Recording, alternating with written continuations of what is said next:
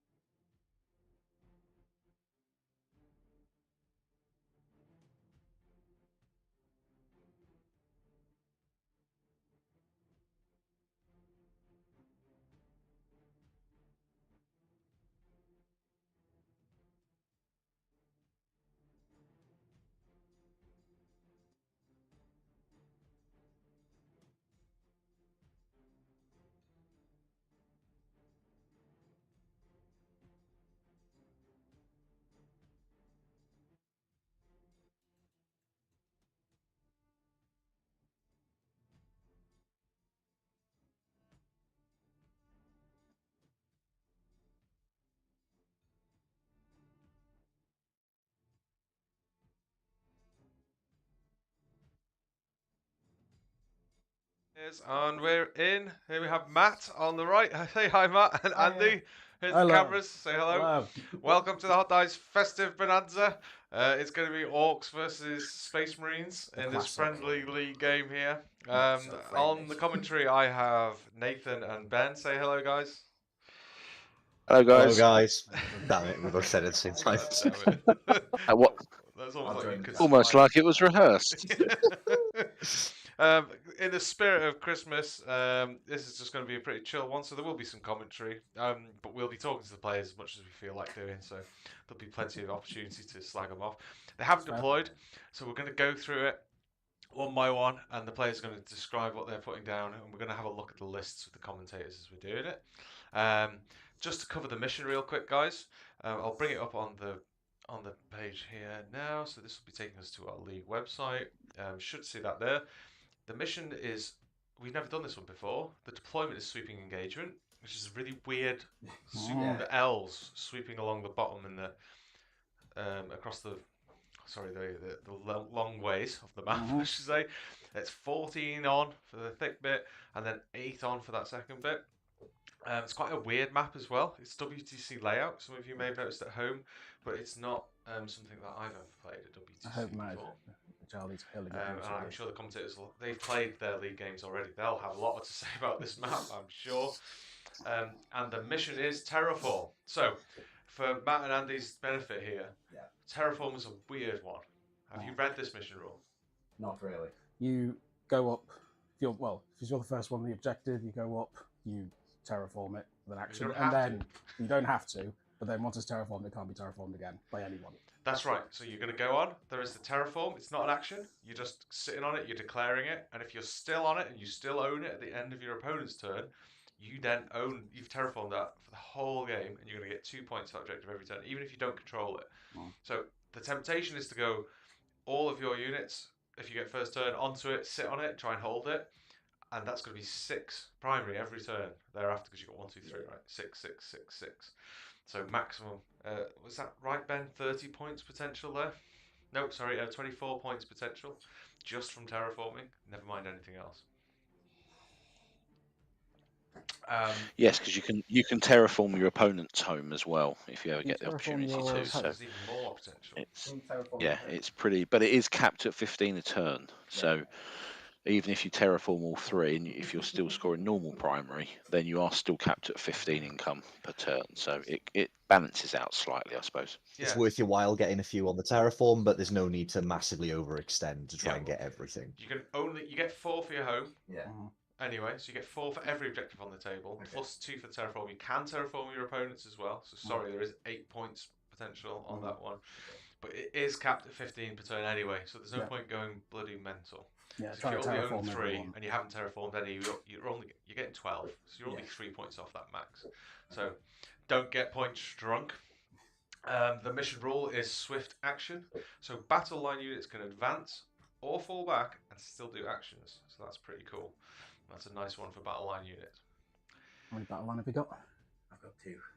Okay. I think both players are in a position to make a bit of use of that. They both have some battle line in their lists. Not a massive amount, but enough that they can try and take advantage of that just a little bit. We'll find out. Not very good. I think just before we go into Matt's list and the list, I think it's important to mention that a comment from Charlie, just so Matt is aware that apparently the entire family is watching. So no pressure, Matt. If you could just make sure Matt's aware of that. Let's make sure he puts on a performance here. So Matt, this one's for you. Just before we go into your list, we have a Charlie. Oh, it's my brother. Yeah, Charlie says, just to let you know, no pressure, but the whole family is watching. And the results will be discussed at Christmas dinner. Yeah, and the results will be discussed at Christmas dinner. So just for those watching, the commentators can't be heard by the players, only I can. I'm sitting in the room. I'm just here to hurl abuse and lol at these guys. The commentators are at home. So there's no interaction. We have the unique position that we can insult the players and they can't hear us, so it's wonderful. It's a privileged position we have. It's great.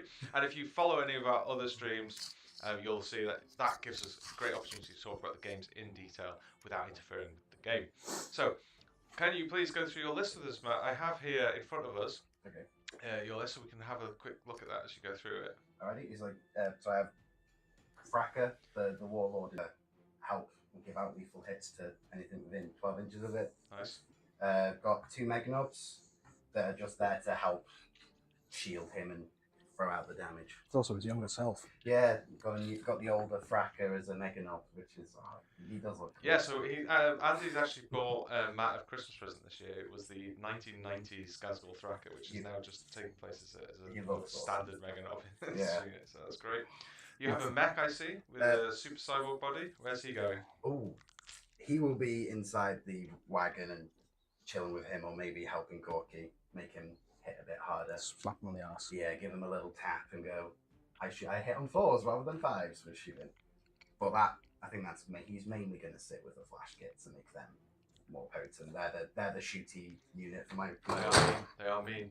And you've got one more boss in here with Follow Me Lads enhancements. So talk us through those 2 enhancements. The Follow Me Lads gives him and whatever he's leading an extra 2 inches of movement. So he's going to be with the Knobs, who are the heavy hitting melee. They all have power claws, so they go from 6 to 8 inches of movement.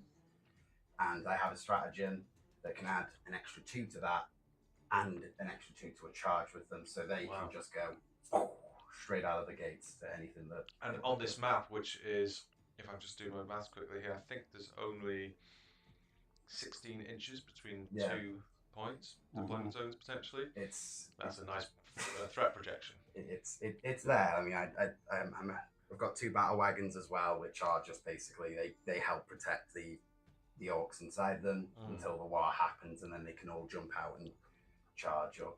Yeah, so I'm seeing 2 units of boys, so you've got your battle lines, so they can do the advance and action if they need to. Yeah, boys are pretty hard. The flash kits with the Meganob, as you said. Lovely to see a Gorkon on the table. What's he got?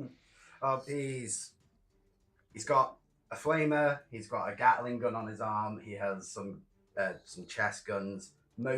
All of them hit on 5s, apart from the flamer. So, but 30 shots if he's within like 12 inches, I think, or 13 or 18 inches, and it's just throw out as many shots and can Andy save them all? Nice. Gretchen for that handy CP, sitting on your home objective, getting 4. Oh, Grots, yeah. Grots, they sit, they're little goblins, they just sit back, and every turn, if they survive, they roll a dice on a 4, they give me an extra CP to make these lot a bit better. 3 kilocans, are these some new toys you wanted to bring? New toys, I've not used them on the table before, had them for years, and I've looked at James's and seen them on the table and been like, they look fun, I'll bring them. Yeah, the difference is he has 18 of them, and they are so oppressive. They are fantastic. Then the Commandos, great little infiltration utility unit. Just, they can go.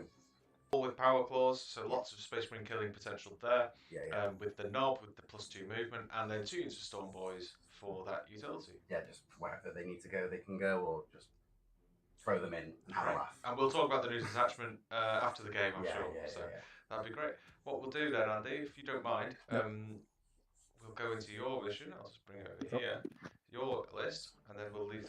Well, as the boys start deploying their armies, we'll start giving the floor to the commentators so they can start talking about the mission and the lists. So what's in your list? I can see straight away Apothecary Biologist. Yeah, standard combo. Calgar with his Biologist leading a squad of 6 Eradicators. So this is the Gladius Task Force. Yes. This is pre-data slate. Yes. So they've still got the horrible 5+ crits on 5s, yes. Yeah. So sustained and crit on 5s. Daka. Oh, no. Yeah. Yeah, you don't know the meaning of Daka, man. Yeah, so obviously Biologist gives them lethals anyway. Yeah. Now with the enhancement, he's giving them sustained. And if I'm in the Assault Doctrine, they will crit on 5s. You've got a Chaplain in Terminator armor. Where's he and what's he doing? I'm going to stick him in my Land Raider, and they're just going to go up the board, sit on a point, and they're going to hold. They're Who's he sitting with? He's going to be with his Assault Terminators. Assault Terminators, great. And they are armed with Thunderhammers and shields. Okay, so you've gone for that They are very tanky. Defensive 4 wounds. Marinus Kelgar, that 185 points here, he's gone up to 200 Yes. in the data slate. Yes. That's cheeky 15 points. Does matter It later does. down the line. Where's he living? He's going to be just wherever his Eradicators are. He loves it. Gives me an extra CP a turn, allows his unit to advance charge, advance shoot. just about everything I can, I will do with him. Nice. 2 assault intercessor squads. I love these guys. So Mhm. what you Assault hoping for them? intercessors, they are going to be my sort of chaff unit. If I need to feed some boys, they will be there to feed the boys. Obviously, they get to re-roll wounds of 1. We're hungry. Yeah, they get to re-roll wounds of 1. If they're on an objective, though, they get to re-roll all their wounds. Nice. Hits, is it, or wounds? Wounds. Wounds. Okay. Nice. Eradicator squad. You already said. Yep. All the melted death in the universe. Yep. Marinus Kelgar. Interceptors, a 3 unit there with the plasma exterminators. Yep. So they've still got the 3-inch deep strike because we're playing Yes. pre-data slate. So that's frustrating. Yeah, it's a great little utility unit. Infiltrator squad, 12-inch Yep. denial bubble. Yeah, they're going to be my homeboys. Just keeping those nasty storm boys off that. Nice. At least for a turn. Land Raider Redeemer, you're paying the premium for the best Land Raider, that double flame storm Yep. cannon, the D6 plus 2 shots. That's correct. 2 damage each. Yep. Sounds like it can kill some knobs, Matt. Oh no. Yeah, any infantry that's going to come towards my Terminators, Land Raider's going to be on it. Yeah, and then the meat and potatoes of this list, Oh, which yes. is a bit that Matt. This I should say to people watching at home, this is a grudge match because Matt and Andy have played many times, and Matt, tell us a bit about it. No, I don't want to. No, yeah. Matt. Every single game we've played, Andy brings a Redemptor Dreadnought or a Brutalis Dreadnought. It doesn't matter. Every time we've played, I've not killed a single Dreadnought. I've got 1 down to like 2 wounds or 1 wound.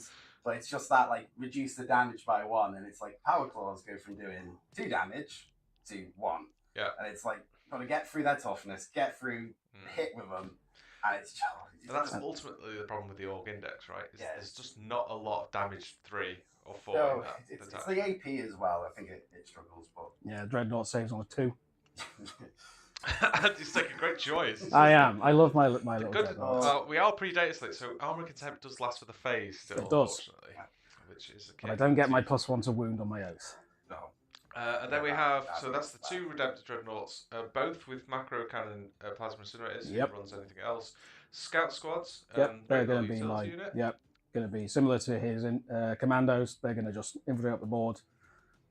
Uppy, Plays on the downy, where, yeah, potential uppy as well. downy. If they get safe, they can go back up. Yep. And you have a second uppy downy potentially. You have the Calidus Assassin. I do have the Calidus Assassin. Oh, She's going to be giving him a bit of disruption if he wants to charge something that's in her 12-inch bubble and give it brutal carnage. It's going to cost him a bit extra. Tasty. Right, guys. Well, what we'll do is we will flip to the top-down view of the screen here. So you guys can start deploying, and I'll open the floor to the commentators, and we can start talking about the mission first, I think, and then we'll move on to the lists and how they'll interact with the mission. Right. Okay, I think that's our cue then, Right, Ben. Mission-wise, I think you've played this a little bit more recently than me. I did my league game a couple of weeks ago. What do you think about this mission in terms of, based on just the lists that we've looked at the moment, they've both got fairly aggressive, wants to get up into the middle list. The deployment zones are quite close together. Just purely based on the eye test, do you think a particular player has an advantage here? I don't know if there's going to be a lot of terraforming going on. Oh, what's in this in my Um, in reserve? What gives you that idea? So yeah, I think it's an interesting map. This one, the Orks certainly have the movement advantage. If you look at the 2 lists, the speed and the ability to get into what is a pretty open map as well, with the small ruins in the middle and the way they're positioned. His battle wagons can pretty much push through where they want to. So there's a lot of movement. It does also mean there's a lot of shooting opportunity. So a couple of Redemptors in there that we heard, obviously, Matt talking about at the start.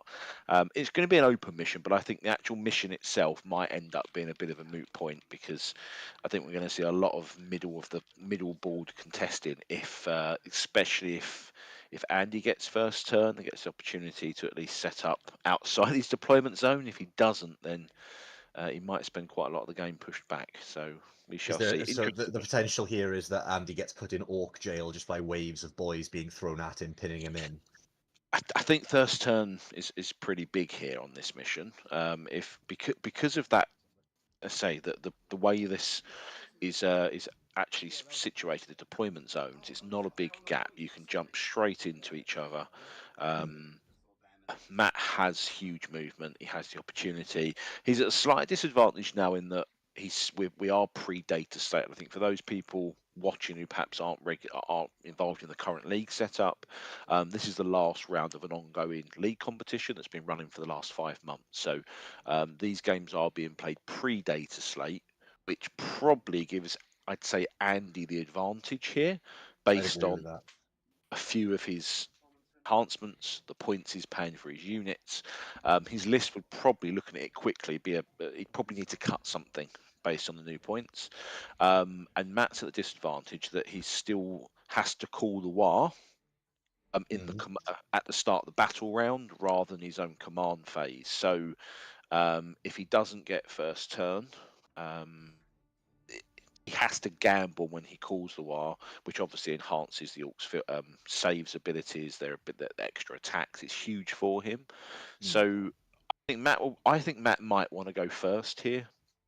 I think Is with the that list because you think that there's potentially, as I said, the deployments are quite close to each other, close to each other, and he does have to sort of gamble a little bit with when he declares that war, giving him +1 strength in melee, giving his boys a bit of an invulnerable save.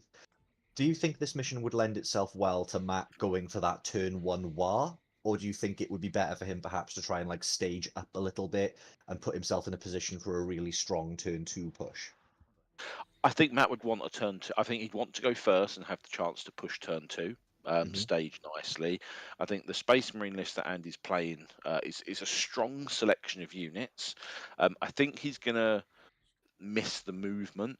He has 2 assault intercessor squads there, but I think perhaps having if he'd had a couple jetpack units in there, some jetpack intercessors, that would have given him a bit more movement to get out before the Orcs pin him in. So, and the Redemptors, while strong, aren't exactly mobile. So we're going to see how far he can get out, how aggressive Matt is going to be, because he does have a lot of shooting in this list. That Eradicator block can pick up a battle wagon without much trouble. Yes. I think that segues us quite well into going through the list then, piece by piece. So, what do you think of the strengths? Would you want to start with weaknesses of first this? then? Well, we've got Andy on the screen now. Let's go Okay. with that. Yeah, I so like it. as I mentioned, it's a well-rounded list. I think he's got units that can cover most of the jobs in the mission. It's the movement that I think he's going to maybe struggle slightly with. I do like the Lamb Raider into I Orcs, do I as have to well. say. It probably wouldn't. It's not. You don't often see it in lists, but into Orcs with those Firestorm cannons, it is going to have a field day if it gets the chance. Yeah, So and you talked about mobility as well a little bit there, Ben. I played against Andy in round 5, and those Terminators were foot slogging up and down the board. That Land Raider gives them significantly more reach if he needs them to. If the Land Raider itself is not pinned in by being screened out by yeah, Orcs, it and gives if him they some real start reach. in there. So I think that would be really interesting to see in this deployment from Andy as to, I'd presume the Terminators are starting in the Land Raider, but maybe the Land Raider's starting empty. Maybe they're going into Deep Strike. We'll see. I think that would be interesting once they finish deployment to understand what, if anything, both players have held back. I do like the Scout Squad and the Calidus on this mission because Yes, that deployment zone is goddamn massive. It is huge it's a lot on of this space to map. cover. Matt isn't going to want to sit, so having those 2 squads capable of jumping up and down gives Andy quite good options, I think, on scoring potentially on this map if he plays a bit more defensively and lets the Orcs come to him. So I like the list. I mean, I remember early 10th, it was very rare you didn't see 3 Redemptors in the list because they're just an all-round good unit. The minus damage, the solid shooting profile, the great combat profile, the 2-up save. They're strong. Into Orcs, they're gonna stick around for a while, but they don't have the output potentially to go and pick up a boy squad, for example, especially if they roll low on their shots. Yeah, and we are. Sorry, if, Gosh. yeah, if they're going into the knobs, the extra wound is wasted. If they're going into Yeah. boys with 1 damage, they're gonna pay dividends because, unfortunately, a 3-wound Terminator still dies to 2 claw attacks. So does a 4-wound Terminator, and there's no way of reducing that in this list. Yeah. Yeah, so it's also worth it's noting as well, then, isn't it, that we, as we said, we are pre-data slate, and that does mean that Armor of Contempt, this is very much its last hurrah. And on those durable units like a Land Raider, a Redemptor Dreadnought that has additional damage mitigation, and a big block of 4-up invulnerable save Terminators with a Chaplain giving them +1 to wound as well, so they really smash. Armor of Contempt might get quite a lot of legwork done today. Yeah, I mean, Orcs traditionally are generally a low AP army as well. So having that -1 available when he needs it is substantial. And I think, as you heard Matt say at the start there, his experience of fighting these Redemptors has never been able to kill them. So that kind of pretty much speaks for itself. But I think the benefit of this Orcs list is that he doesn't necessarily need to kill them to go and win this game. He's got the units to go and sit in combat with those Redemptors for a couple of turns while he sits and picks up the primary points. Yeah. So it's a solid Space Marine list. I think post slate, Andy's going to have to make some adjustments based on the points. Calgar going up, the change to the Firestorm, to the Fire Discipline enhancement. Is it worth 40 points anymore? Now it only gives you sustained on 6s. Yeah, Not that sure. is a bit of a knock. But then there are some buffs you can take advantage of as well. For example, apparently Reavers might be a thing, and there's a little bit of an interesting tech piece to come in close.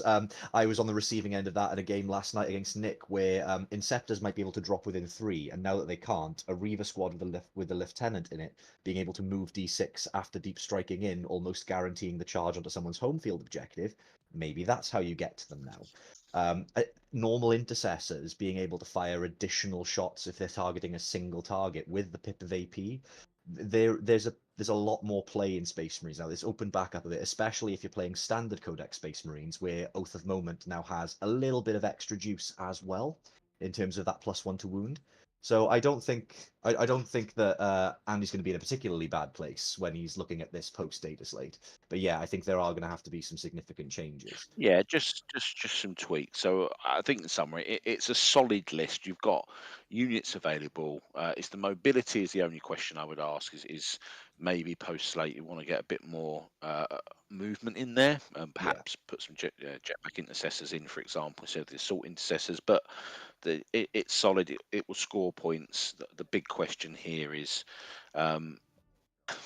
he going to suffer board control against a fast Orc army with multiple units? That would be the question. Yeah. Just looking at this list, there's not a lot of combat in it, so he will need to do some of the damage at range, I think. So he's got to be selective. Speaking of selective, then in that case, do you see that massive Eradicator block with Calgar doing significant work here then? I mean, it's going to pretty much what it can shoot and touch, it's going to kill. The question I would ask is a big lot of points. And once I know you've got Gazfrol in there, but once you take the battle wagons out, there's not many big high wound multi targets that you're going to get a lot of efficient shooting into. Well, there's a Gorkanaut and some Killer Cans that might be reasonable targets for that squad once the transports are picked up. Absolutely. If you're Matt, I think it's quite easy to kind of bait them into send the wagons in on one side of the board, keep it tied up for a couple of turns while you go and score your points. So it's an incredible tool. It just picks up whatever it wants to pick up. Certainly in the current fire discipline state, it's the mobility of them. That's why I questioned. I wonder whether or not I think he said he might be putting Colgar with the Eradicators. I wondered whether you might see.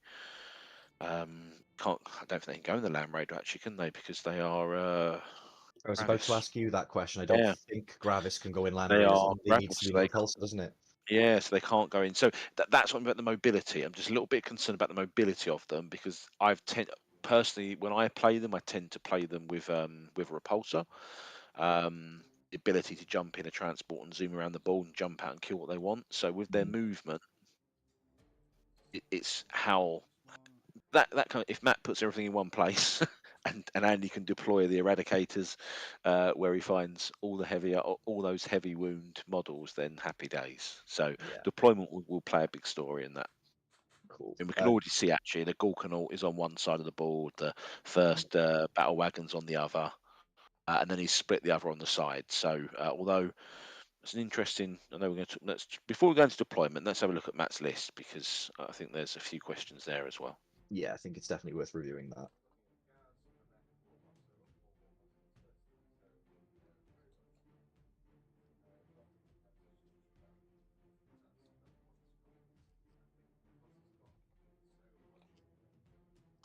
Yeah.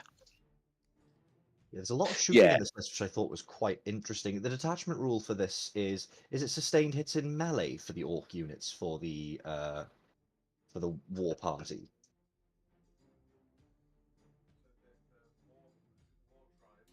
Or the war tribe, that's what it's called, yeah.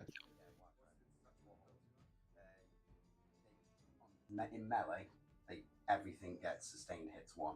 Everything gets sustained in melee. Yeah. Everything gets sustained in melee. That's very strong, and again, that chimes really well with that war turn, just getting those extra opportunities to get more hits in at higher strength. But there's quite a lot of shooting in here as well, which I find quite interesting. Flash kits are a really interesting unit, I think, because they can put out some serious damage. I believe the mech gives them an additional bit of ballistic skill as well, so it's made them a bit more reliable. But they're also going to be very good at softening up things like the Calgar brick, softening up the Terminators potentially. That maybe pinging off some wounds from the Redemptors, ready for the mega knobs and the knobs and the boys and the units to come flying out. There's a lot in this list, and I think, as Josh said, there's not as much synergy with leader-driven abilities and things like that, but there's a lot of it, and there's going to be multiple waves that are just going to keep coming. There's a lot of useful utility as well. I'm really liking the fact that obviously you don't leave home without your Gretchen, but the 2 units of Storm Boys are going to do quite a lot of work as well, being able to zip around the board or drop in. And he does have a little bit of counter. I think is it Infiltrators he's got, so that 12-inch bubble of no on the deep strike kind of does a little bit to make those Storm Boys push a bit further out, maybe not land exactly where he needs them to, but he's got that utility. It should hope. I mean, in theory, it keeps his home objective pretty safe for most of this game.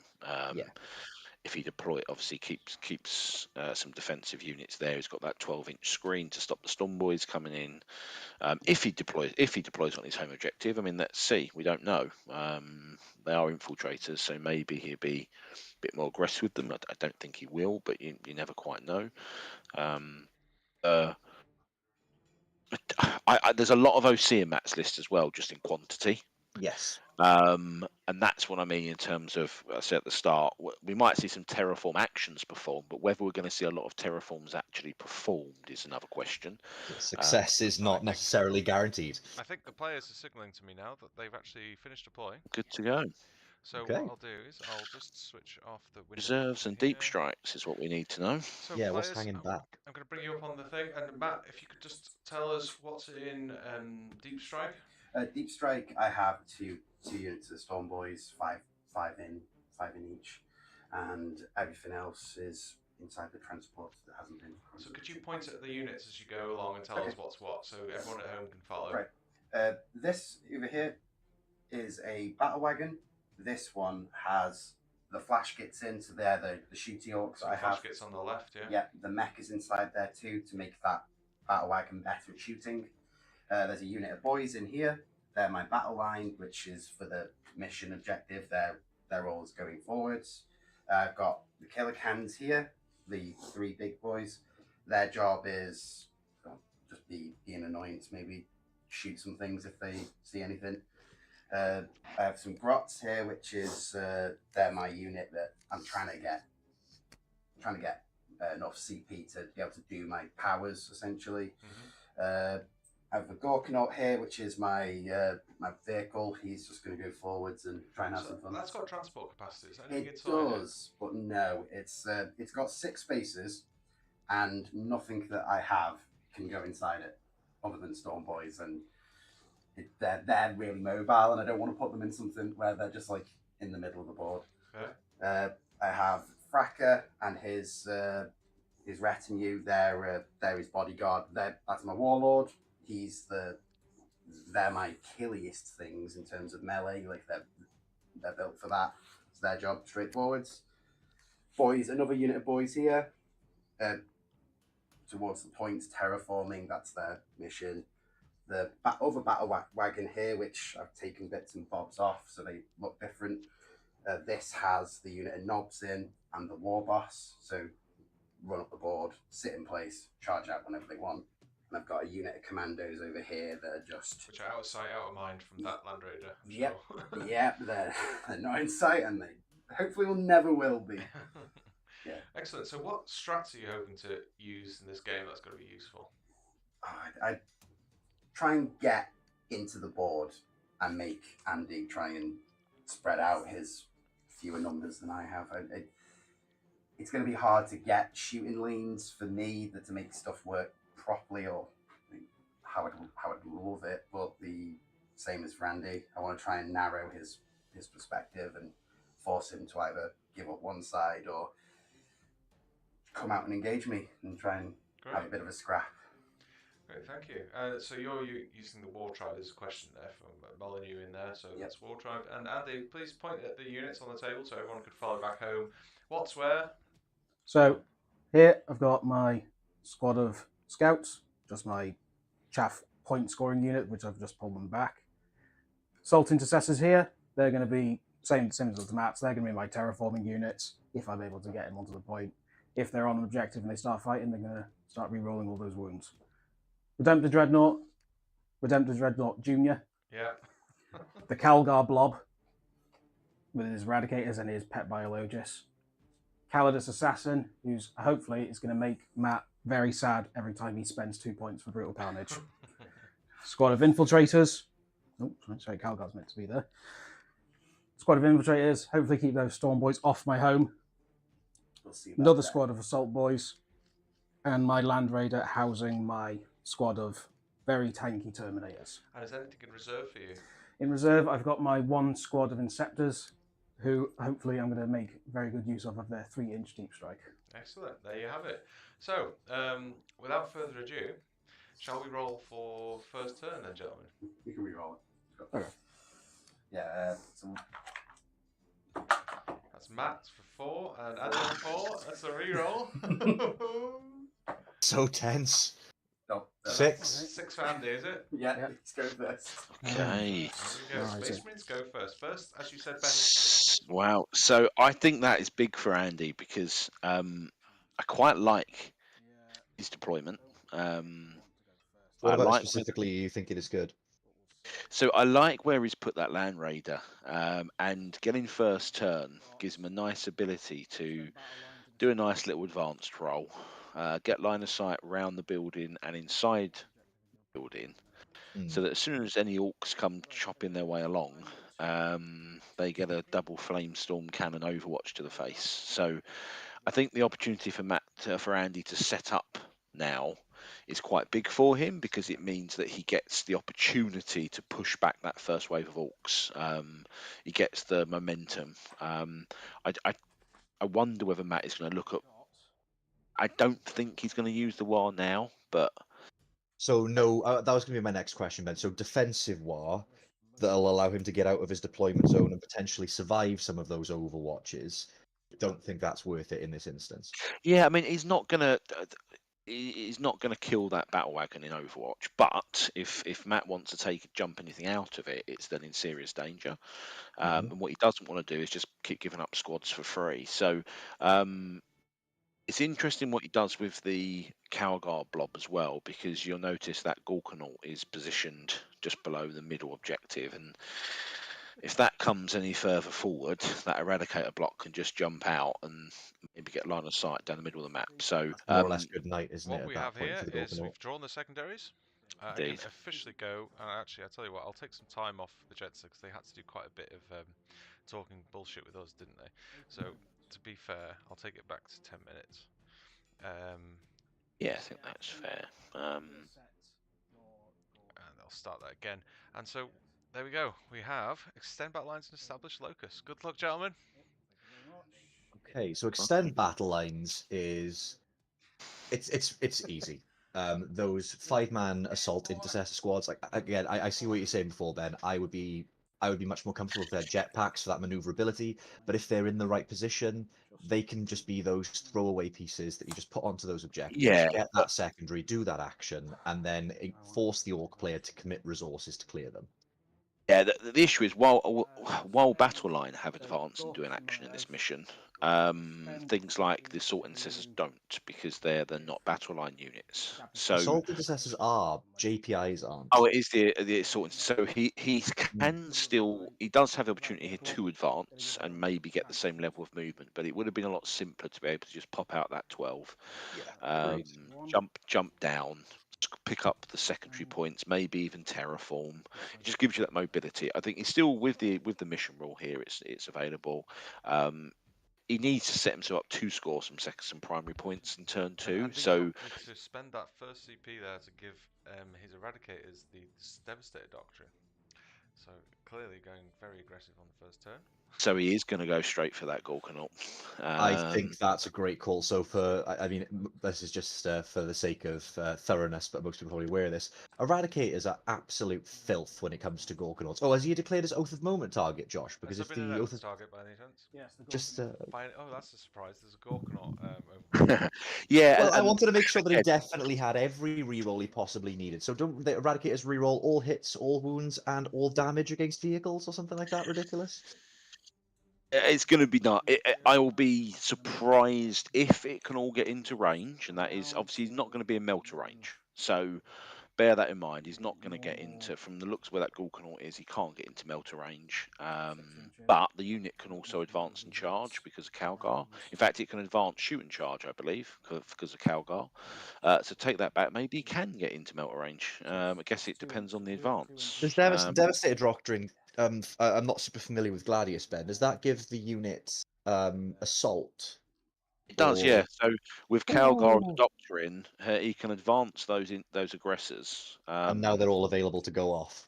All can shoot, and then then he can also charge them with Calgar. Do you think the charge is necessary? Do you like if they can get close enough to get to the melter range? I'm not sure. I like to think Andy is thinking. Yep, I know. But I think Andy is thinking pop the Gorkanaut, then you charge in with Calgar and the boys and pick up the squad inside. So that's why yes, I believe Calgar does give them advanced shoot and charge. He does. So it's curious. I just spoke to Andy then. So the reason he's doing that is because he's got the Apothecary Biologist in there as well. So he needs the Devastator Doctrine to be in effect. Fire Discipline? So he can get the 5 for the sustained and crit. So he's going all in on this. Full send, all resources popped, everything at that Gorkanaut. I mean, if it works, amazing, but he's a mad bastard. Yeah. Yeah. I mean, let's be honest. We all remember that game between Jordan and Josh, Chaos versus Space Wolves, where sometimes the dice just don't work.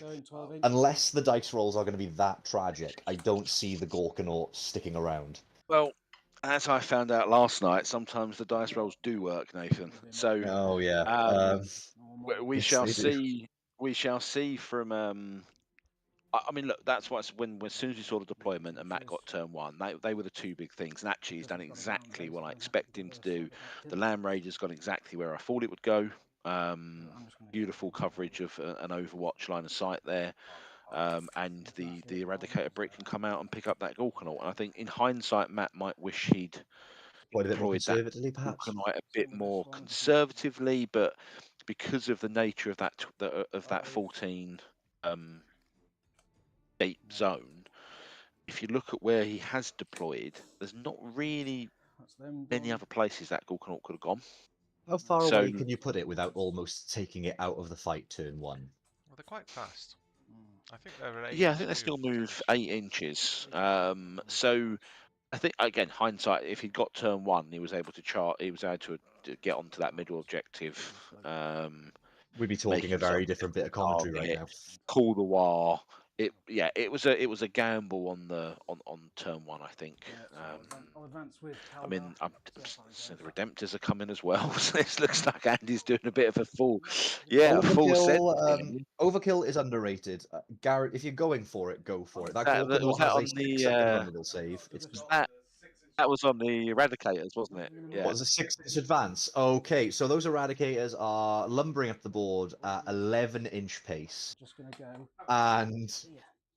that puts.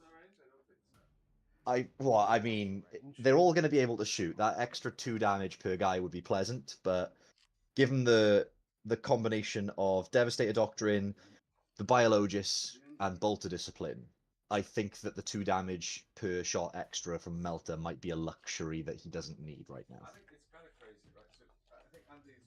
Oh wait, I realize I'm on mute. It's kind of crazy, right? Because they got this 6-inch advance that they're going in there. Matt's probably wishing he had Ward now, but Andy's maybe taking full advantage of that. Well, he didn't War. So I'm going. Yeah. Maybe. And yeah. But this again is where it's obviously you got to call that war at the start of the battle round. It feels so sad. Warring turn 1 for defensive purposes. Scouts, I'm just It gonna... does Yeah, feel because a little. Matt has to. Yeah, it's not great. And You gamble because obviously if Matt gambles and calls the war, and he might then just sit there, eradicate a brick behind the wall. Not give not give Matt any potential charges. Yeah, and then advantage over turn 2 he jumps out and picks it up then. So it is a disadvantage for Orks. I mean, I'm glad that's a change that I'm surprised it's taken GW this long to make that change. It probably should have come in the codex, to be honest.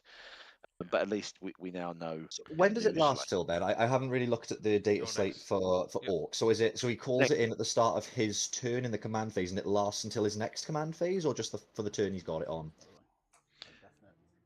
It's till his next command phase. So he gets the defensive in the new slate, he calls it in his command phase. It lasts to the next. In the current slate, you have to do it at the start of the battle round. So if you go second, you have to still call it. There. And then give your opponent a turn to go. I just move backwards then, and you can't get me. So it was always a silly thing, to be honest.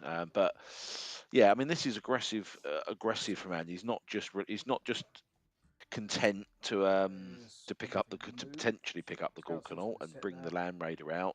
They were the moves I expected. I mean, the Dreads are coming up,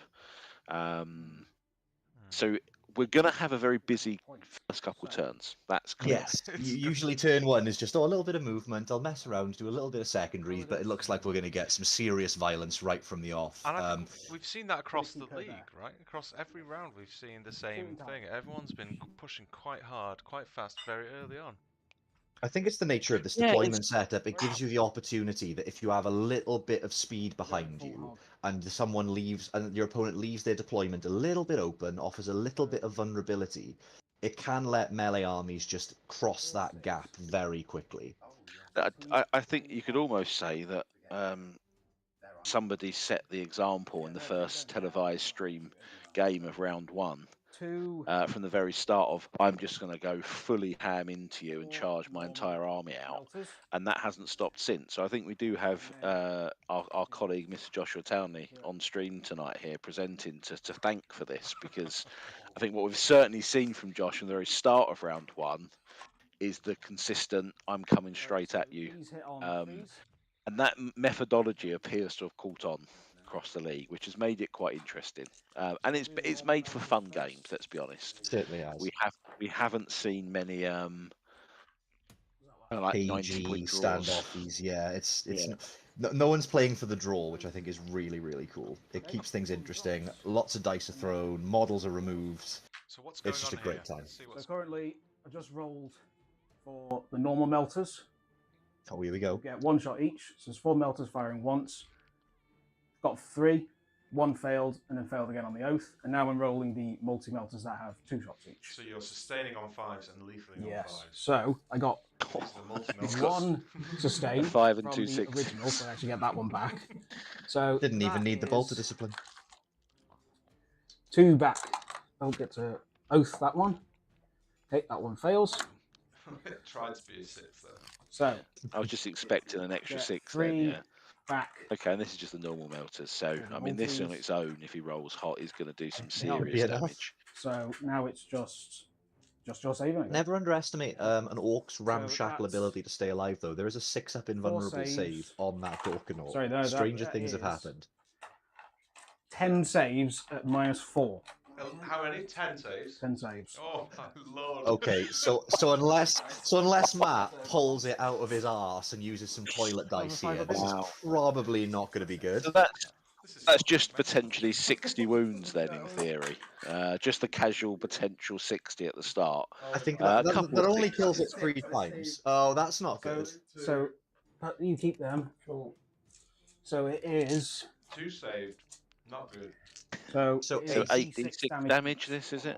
So yeah, you can only kill I potentially get to re-roll 2.5 things. Gorkanauts with this damage. Because but if but it's we'll a see how monster this or a pans hero, I out. get to re-roll hits, wounds, and damage. And is he not re-rolling it? He's So- re-rolling it as well, isn't he, So for three. the I'm actually going to re-roll that. ability? It's really interesting in the chat as Full well. So the damage. Mini Journey and Adam Stoddard are sort He's of going they're for bloody agreeing. re-rolling the damages. 6 Oh, damage. that's 10. Oh. That's insane. Oh! 16. Gee, Oh have you? no! 1. I Gonna think, re-roll that. I think Andy might have borrowed Jordan's dice here at this with this 17. rate. This is insane. Oh man, Oh, that's a that's... 6. Oh Three, my six, Oh, god! mate. How much is that? Is that? I mean, isn't I'm Matt's pretty like, sure that stop, Gorkan was please dead. stop. That's 18. 20. He's already dead. Leave it below. Do you know what? If he had Bring It Down, this would be absolute gold for Bring It Down. But at the end of the day, it's a great pickup off that turn 1. That's 265 points completely removed. But it is worth noting, the chat kind of seem to be a bit of consensus between the Mini Journey and Adam saying that it is an aggressive first turn play by those Smurfs, but What can get him? it's the return fire that could come back in off the Orks. The Orks could pile straight back into that and counterpunch reasonably hard. They can, but if you look at the position of those trucks, they're not going to get into anything. I mean, yes, he might be able to get some long charges into that eradicator brick, for example, but the likelihood is he's not going to be able to get to them.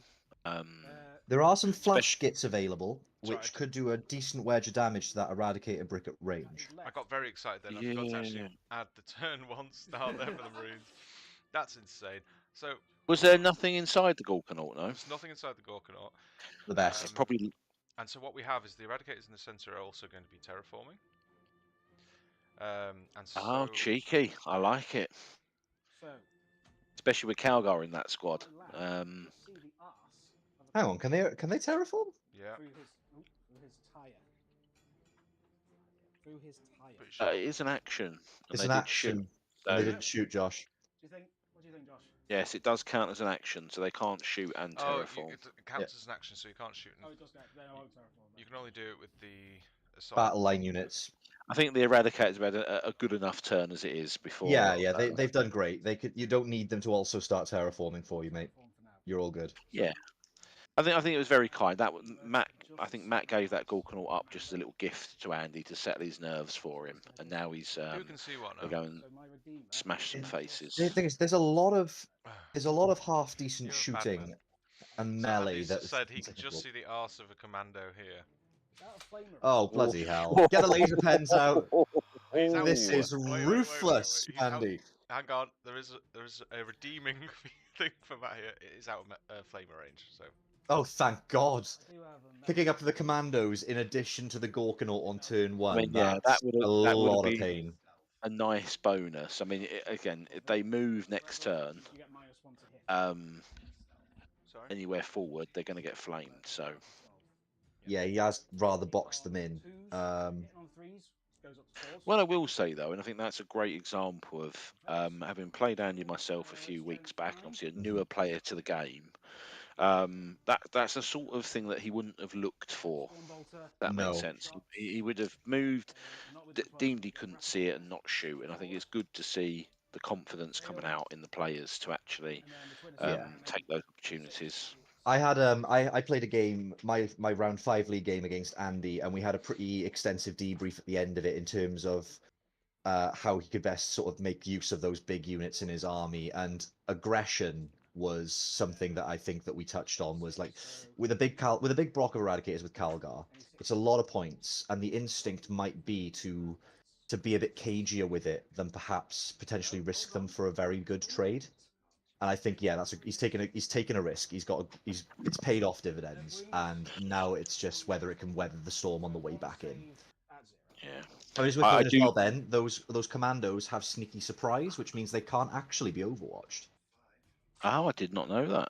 Yeah, I was Was having a that look their at their new data data sheet. sheet ability? Was it? Yeah, so they've got sneaky surprise, so they can't be overwatched. And they do have a distraction grot, which would allow them a 5-up invulnerable save once per game as well. So they are a little bit insulated from some of that shooting. That's a good point. Yeah, no, they it's have got the powerful. ability not to be overwatched, so that is quite useful. Which is very strong because they would have been in real trouble Yes. otherwise. Yeah, I mean, I can see Reese has returned to chat after taking a quick break. You'll be pleased to know, Reese, that Matt has now named his Gorkanaut Reese in honour of the Turn Your 1 rhinos. F. Yep. So the Gorkanaut is now known as Reese's Rhino, which is... So, Matt, Ben is suggesting you should call the Gorkanaut Reese in honour of the first turn kill rhino. Oh man, nice. So- it's Reese. It's Reese. It's Reese henceforth. It's the Reeseanaut I'm now. going I'll to. tag it on the on the goal somewhere. But strong terms, Matt. I mean, yes, Matt could hit him back hard here. Well, A good it's aggressive whether he first can. turn. Yeah, I like it. I think it's a good aggressive turn. He's sat on 2 objectives, which means he's going to force Matt to engage we're with gonna him score or up, sorry, give up gents. big first turn. Sorry, I hate to interrupt. No, Sorry. crack on. So 5 for extend. And I'm And- going to bin off established locus. And he's binning off Locus for a CP. That's a great move. I think Sensible he play. could have done Locus himself, but spending that first turn CP to get Devastator Doctrine, having now a 2 CP on his turn defensively, that'll give him some armor of contempt plus change if he needs to try and weather the back hit. So I think, yeah, sacrificing 2 victory points for extra CP to mitigate some clapback damage, not the worst decision he can make. This is already a No, it's fantastic not. I maybe would have been on that Locus. Oh, I no. maybe would have been tempted to Matt. hold on to it for the Cadidus or the Scouts to pop down this turn, Infiltrators. just pick that up and make Matt leave something back to try and screen. Scouts. Poor Matt has drawn his but- secondaries going into turn 1. What have we got? He's got And the Calidus. Locus, which is not ideal. I mean, Marked for death. Oh. if you're no. if you're Andy, I really hope he picks both Redemptors and Infiltrators just to Yeah, wind just that make up. not even the infiltrators, Calidus Assassin. Just because no, that's a bad idea you because want the to bin Calidus one Assassin off for a leaves the CP? board of its own volition. He gets the score. He Yeah. will score. Okay. Chat, Yep. let's have a chat with the players for a second. So what Hello. are you thinking here, Matt? You've got you should have 2 CP. Oh yes, I'm choosing. You also get to do your Your grots roll for Yeah. a free. before you choose what you do. Oh here. okay. I've Because you always get to done pick the order of the. the command phase. That's correct. Okay, so I'll roll and see what I get from the grots. On a 4, I get an extra CP, which makes this decision a little easier. Roll 6. Alright, Yep, you go that's free. so up to 3. And I'm getting rid of Mark for Death. That is doable. There we go. Yeah, dropping Mark for Death is a very straightforward got- trade-off, especially with that free grot CP, making it nice and cheap for him to do so. Mark for Death's never particularly good to get, even at the best of times. So, yeah, I think anything else that he could potentially score here would be great. Something nice and easy, like I don't know, Storm hostile objective could be an option. He has got. What's he got? And here we go. Drum roll, please. Cleanse. Oh, Not I mean, really what he wants for Orks, because anything if he just commits a unit out to those middle objectives to cleanse, he's He does- losing them. for well, he does 4 have 2 points. units of expendable boys. He also has some Storm boys knocking around as well. I mean, if this again shows that Andy going aggressive here was a great call. If Andy had held back, Matt getting cleanse on turn 1 would have been absolutely fine. He could have just walked onto an objective, staged behind some buildings, got some easy cleanses off. But Yeah, I think Andy's here now. He has to deal with it. Spending units on actions, not the best call. if you're Matt, I mean, you can probably pop something out onto that left-hand objective behind the wall, get enough OC on. Looks like Andy's only got maybe 6 OC on there. Doesn't look like the full squad's on. Quite difficult to tell, but I think 6 to 8. I think that the 4th yeah, one might I be think towing on. he can maybe just put the truck's will on there, jump a squad out, take that and get a cleanse, call the war in the next battle round, and then Yes, if I think Andy, it's too late if he doesn't call it round 2 now. yeah, I think he's going to have to call it round 2 now, and that means that Andy's going to have to push into We it. had So a great interjection here from Mini Journey here. Thanks, Mini. So he has stated, and I'll have to check on this, but I'm going to give him the benefit of the doubt. You cannot declare do the select another secondary until the end of the command phase. That's interesting. So he wouldn't have known the role, but we're not going to go back now. But yeah, that's good to know. Thanks for that. Thanks, Mini. But yeah, I think even with 2 CP, I would have, like, Mark for Death is just untenable, and he's already on the back foot because Andy scored a little bit of secondary, and, well, I say a little bit. 5 on turn 1's not awful when you're also picking up a Gorkanaut. Like, that's a really good start. He needs to start building some of his own momentum, and Mark for Death just would not have been practical for him to try and achieve. But yeah, having that extra CP at the end did help a little. Make that decision slightly easier on the way down. So what do you think the play here is, Ben? I think that truck looks like it's going to do as predicted and maybe zip up that side of the board. yeah, I think he can quite comfortably. Certainly on the right objective. The trucks there are now to get in position and to keep his squads alive. So maybe pop the left truck up onto the objective, jump a squad out just to deny the primary, because he can take Andy off of left and right. I don't think he can do much about the middle. Well, if he noses out a little bit with that battle wagon, it may have the firepower to be able to catch those assault intercessors and just take them off it anyway. Yeah, because of how he's positioned it, and he's going to have to pivot, and it's a long way forward to get around that wall. Let's see what Matt's Don't doing. know how far it gets. What are you up to, Matt? Battle wagon on the left that's got the flash What kits are you in. doing? I kind of want it to be further up to possibly get a lane somewhere. I was hoping to get over the back and have a distraction, but I can't shoot. I can get to here. I don't think I can see any of those guys. So, They're thankfully all just around the cover. if I pivot with him, I have to move. Yeah, I think he's struggling with the movement on that truck, which a tough one. I think he probably turn 1 could have afforded to deploy it at an angle already within the terrain, because it wasn't really any danger of getting shot because of that front terrain piece. Yes, agreed. So he's just going to struggle here, I think, to get exactly what he needs. So I think, if he can get a cheeky line of sight around there, then fantastic. It's tight. Yeah, and it's a tight corner, that one. it is. Can I he believe drift? that again, this shows my inexperience of playing with and against Orks, but I think there's enough firing deck on that truck as well to allow, if there are flash kits within, to just absolutely rinse.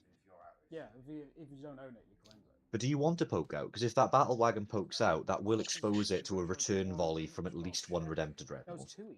So currently, Yeah, and also if he gets a good advance roll on that Eradicator block, I wonder whether... I don't think they're going to be able to get line of sight because of the nature of those footprints, but he needs to be careful that he doesn't just leave the truck for a free kill. I Yeah. think it is safe there, if I'm honest. I'm just finding it really interesting that it's the Orc player considering the safest angles and the most conservative way to move forward. And it's the Ultramarines player that's yelled "wah" and smashed up the middle of the board. It's an interesting role reversal. The advance and shoot on that Eradicator block, I don't think they're going to struggle to get line of sight on that battle wagon next turn on the right hand side. Not even a little bit. Matt needs to. It's in trouble, isn't it? That battle wagon there. Yeah, it's in real trouble. So I'm wondering if there's any defensive stratagems that he has access to. I'm going to just quickly check the detachment rule because, again, I've not really seen Warhorde does myself. this detachment have Kareen? Because that's always, I think, probably one of my favourite Orc. Well, Kareen's great. You're only getting it on a 6, and I don't think. Does this have Kareen, Matt? It does. It's only on a 6, unfortunately. Yeah, it's just fun if you pull it off and then your truck runs off and blows up into your opponent's army. So it's always fun to see. Yeah. So we do have Kareen. We've got that's a fight phase thing. That's also a fight phase thing. There is a hard as nails, but that only seems to work on infantry. So the -1 to wound is only an infantry-based thing. So I don't think, unfortunately, that he has a defensive stratagem aside from maybe smoke. that he could pop to try and make that battle wagon a little less vulnerable to those eradicators? It's just With the sheer number of rerolls. the oath Yeah. target, the rerolls, it won't survive. So it's just a question of how do you get the most value out of it now. I take you back to my previous statement. Charge. I Of don't think it war. advanced. Does it charge into the Land Raider and tank shock just to start keeping off some wounds, for example? So A cheeky tank shock's not the worst thing in the world. You know, the commanders can't be overwatched. They're safe. That will let him push out from behind that building into. There's a unit of jump pack, not jump pack Marines, but standard intercessors, assault intercessors behind that. You could Yeah. maybe pick them up, and as a distraction Khan effects, like throw them, start them sneaking up that flank a little bit. It does have a melter squig or a bomb squig in the unit, so that with a tank shock could chip some wounds off that Land Raider. Yeah, I mean, I think what he's worried about is that they can't, but they certainly can be shot by that flamer in Andy's turn. Yeah. So no if 5-up invulnerable save is going to help him with that. Yeah, so if those, at this stage, it's about keeping everything else alive. For me, I think they've got to move up, and they've got to charge both and create a screen like this. So if this does come here, Ooh, laser pointer. This is new. yeah, well, it's not new, but I'm very bad at it. If these move up this way, and they do get a shot off here, This is and raw production value. I'm loving it. and blow this up, then these, at least they can't come out and eat what's inside. That's what I'm thinking. Yeah. But even so, I mean, the sequencing with the heavy flamers and everything is just it's not pretty. yeah, I mean, I think they're going to be able to still jump out that Land Raider behind each on the left-hand terrain piece potentially, or I sensible. Like I said, I think you've got to do something with them, because if they just sit there, next turn the Land Raider moves down, gets line of sight, and picks them up with his agreed, flames. man. So if they come forward, they get shot next turn. So they're in a bit of a predicament. They've got to try and get some value now. Cartorian in the chat. He looks like he's relatively new to the community, so yeah, welcome and thanks for coming along. He says he came along because he wanted to see the Orks do well, but he has recognised that the Orks are playing a little bit like Imperial Fists right now, sort of holding back, taking ground, and not just running straight in. The strength here is that those Marines can just pop that Devastator Doctrine every fucking turn, and those Eradicators can shoot whatever the hell they want. I think that Eradicator block needs to go away. Can he do something to that effect this turn with what he has available? It looks like he's revealing, I believe is that Gazgul just walking his way up behind that terrain. He's a huge old model, and look at the state of him. He's a big boy. Yeah, I think. Yeah, you've got to do something about that Eradicator block. You've got to pressure it. You've got to take a couple of melters out of it at least. But I'm not seeing any angles. Unless I don't think that truck on the left's got an angle all the way across to the Eradicators, is it? Maybe it could. I don't think so. I don't think that's. It might have done. If there were some flash kits in there, and he could have maybe got that cross map angle on it, potentially whittle a few more of them away before they start chewing through. A friendly piece of advice to Matt is just you can turn models to make sure bits aren't sticking out of anything. Just because. Yeah, I can see a gun. Because that's not going to go your way. I mean, yeah, Gazgul's huge. But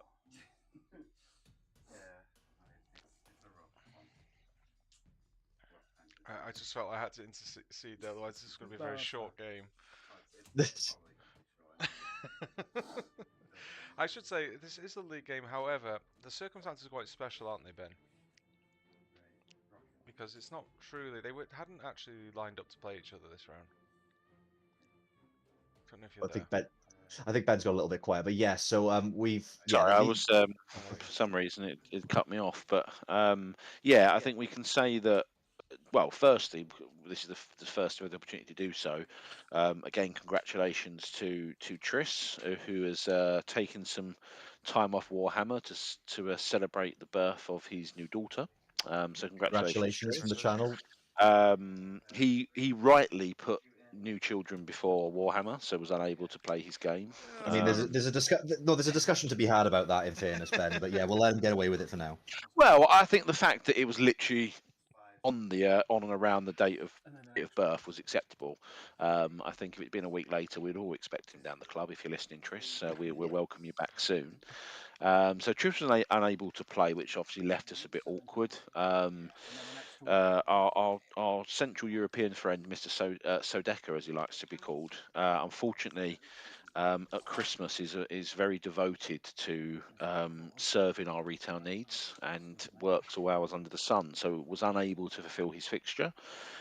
So we took the opportunity to take effectively the Hulk Hogan, Macho Man Randy Savage relationship that we have in the club, which was Matt and Andy, and put them together into a game. So both players will technically get a win from this, which might be part of the reason why Matt's been extra aggressive, because he knows he's getting a win anyway.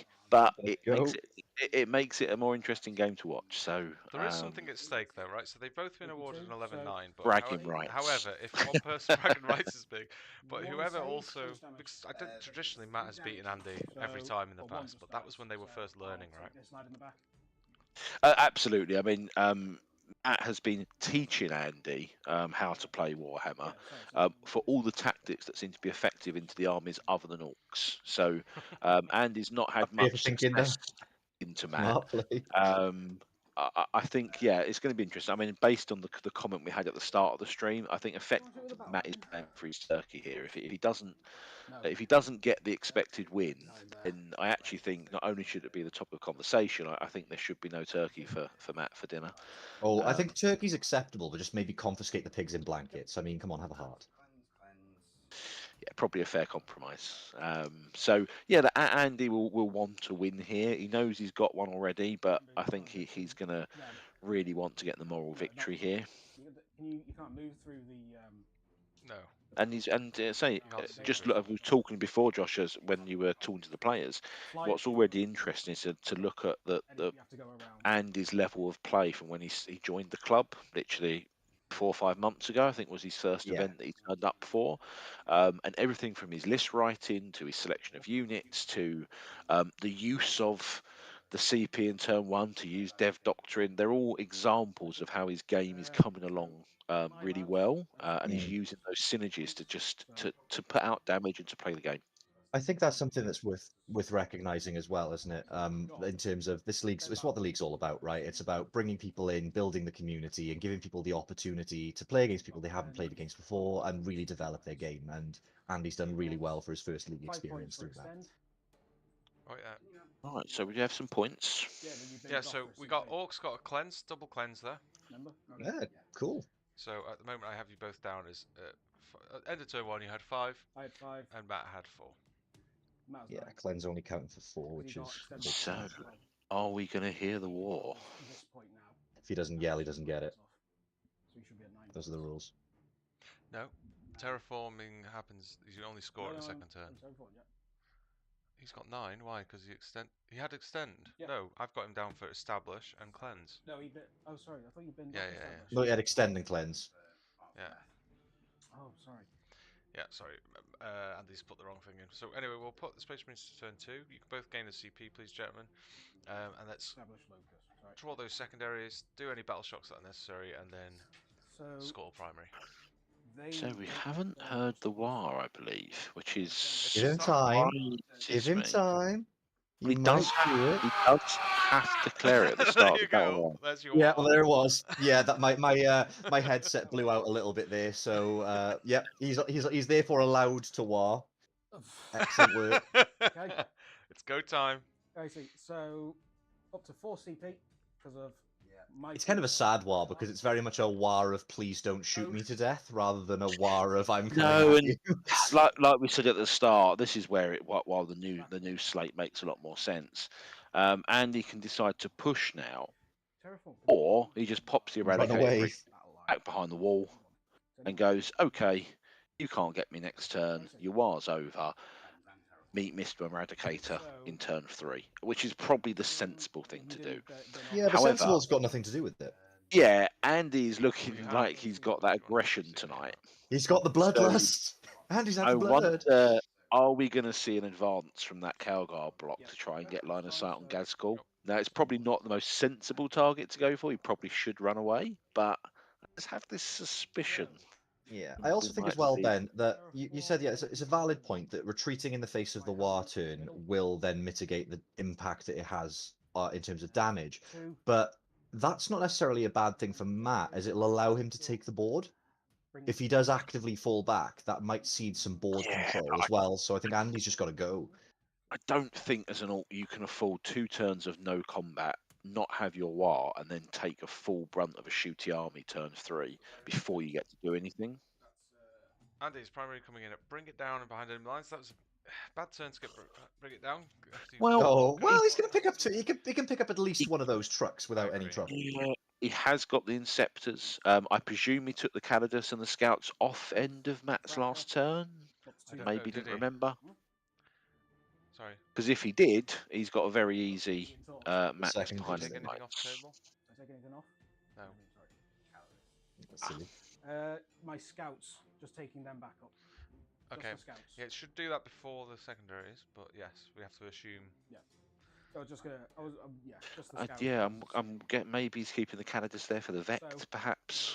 Perhaps, yeah. There's no.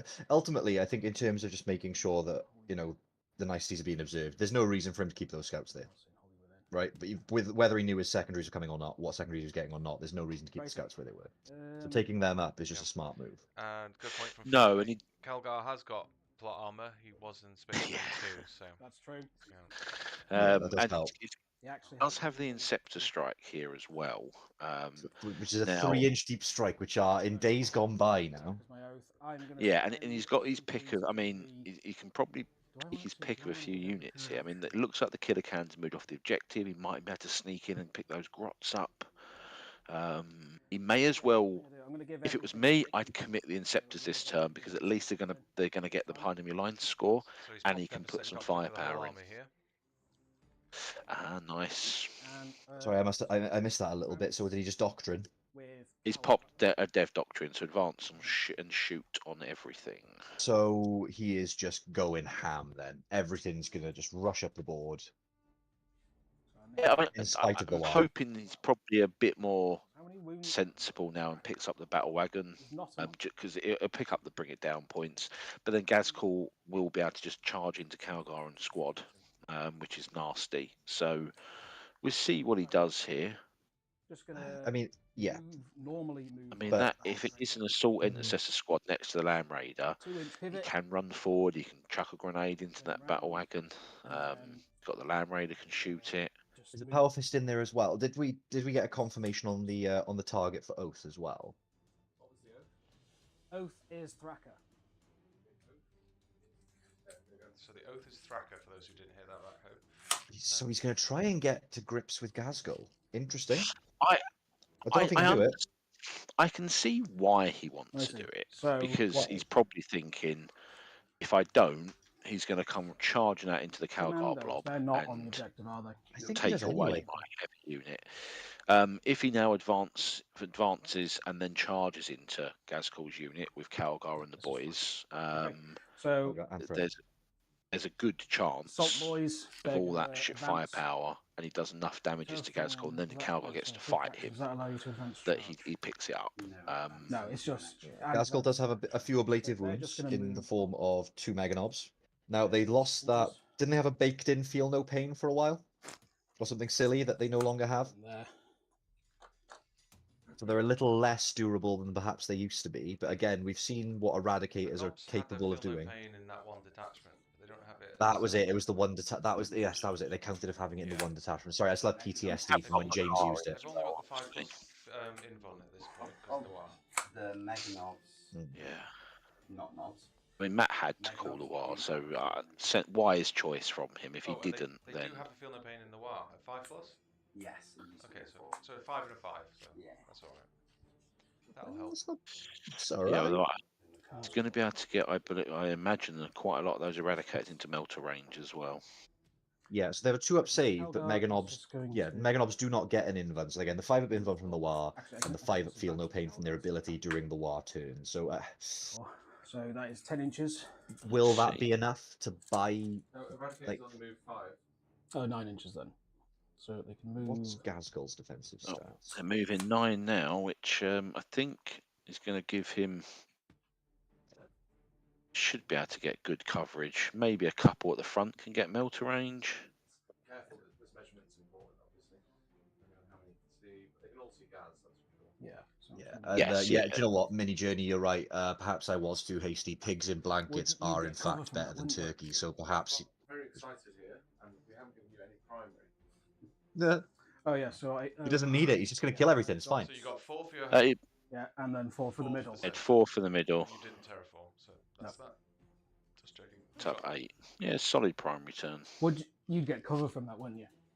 As long as he keeps that primary ticking away, and if he That's keeps fine. the damage output rolling at the rate that That's fine. he's already started the game off Cowardice with, is just going to move he'll be absolutely fine at this rate. up the.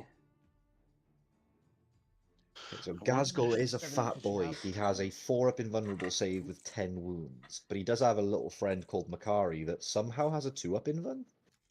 What? He can sit there and Oh, is He can sit is there it? and tank it on Makari until he fails the 2+1 basically. And So it's basically like the Shadow Field save on a Dark Eldar Archon then, and you know how reliable they are. Yeah. Yes, and there's going to be a lot of them he's going to have to roll. So, And that first one, as always, will be a 1. yes, and you can't re-roll it either. So, Or is it specifically state you can't re-roll that save? yeah, and Makari can't re-roll it if he fails the 2, I believe. Oh, my no. infiltrator is just around a little. So Do a quick rules check on that one while they're playing. sorry, Robin. But obviously, he can. What was it, He could just keep rolling 2-ups for days. So- So, Yeah. Just going to move that's him the challenge to with there. it. So that was I've seen 4 it done. inches. Yeah. And it's also worth noting as well that he does have a defensive stratagem that he can play into this. He will be able to pop his -1 to wound stratagem Yeah, because I they think are so. an infantry unit. There's a little bit more durability that he may be able to squeeze out of that Mega Nob squad. Yeah, he's got, Matt's sitting on a lot of CP. He's got a lot of strats, defensive strats. So it's interesting one. So they've just moved. Yeah, I think it makes sense to go into it. I think with pulling Bring It Down, I don't think Gazkul and the Mega Nobs. Well, it'd be up to how much. If he can shoot a few of them, I probably would still try and pop that battle wagon. So I'm gonna advance I the expect we'll Dreadnought, see Andy so he see how can much normally damage he can move do with the 18 Land inches. Raider.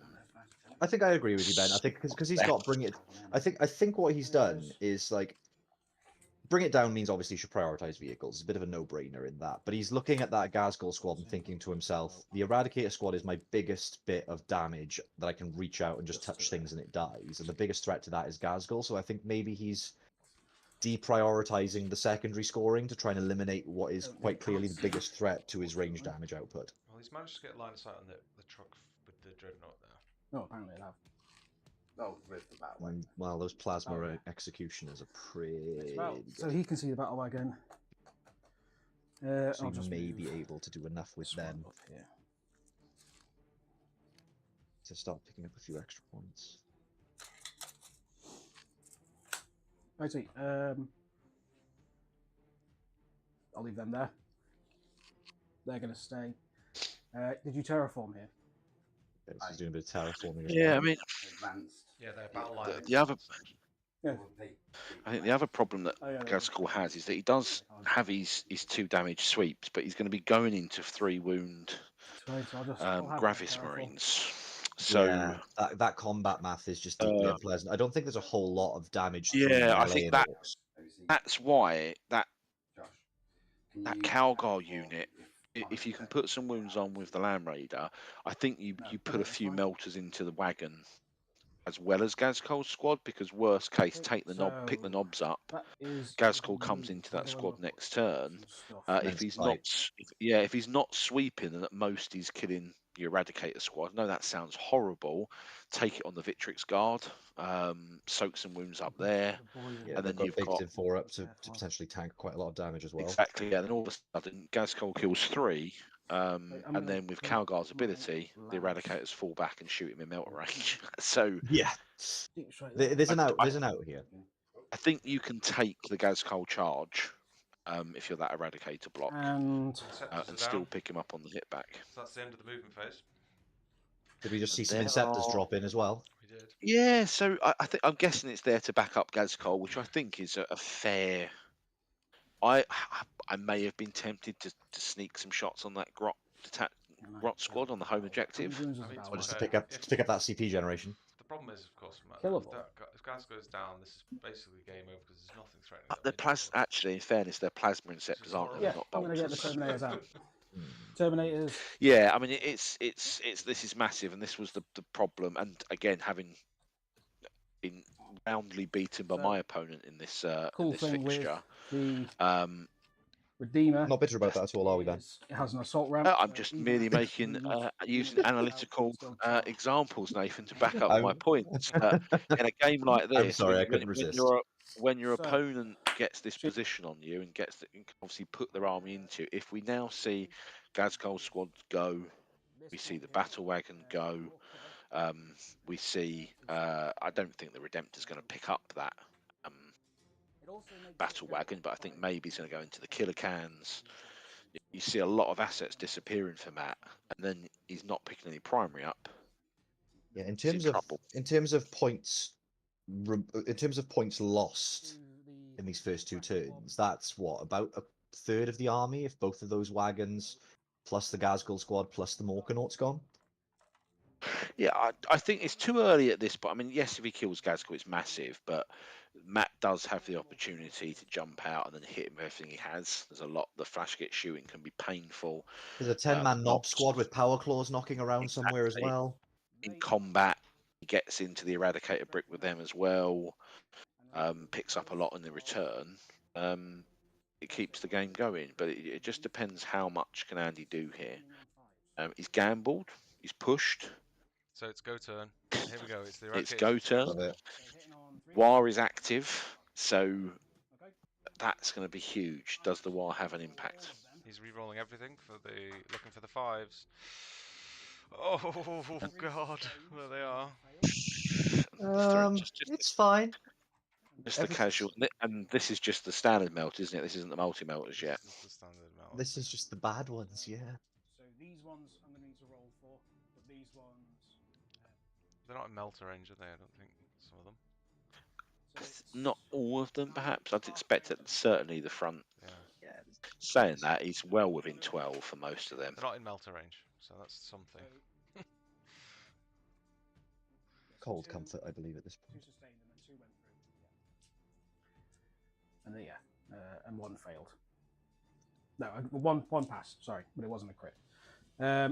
I see. 3 sustained and 3 lethal it was. Oh, was it 3 sustained? Sorry. Okay, that's So a lot. Go through. Multi melters hitting on 4s.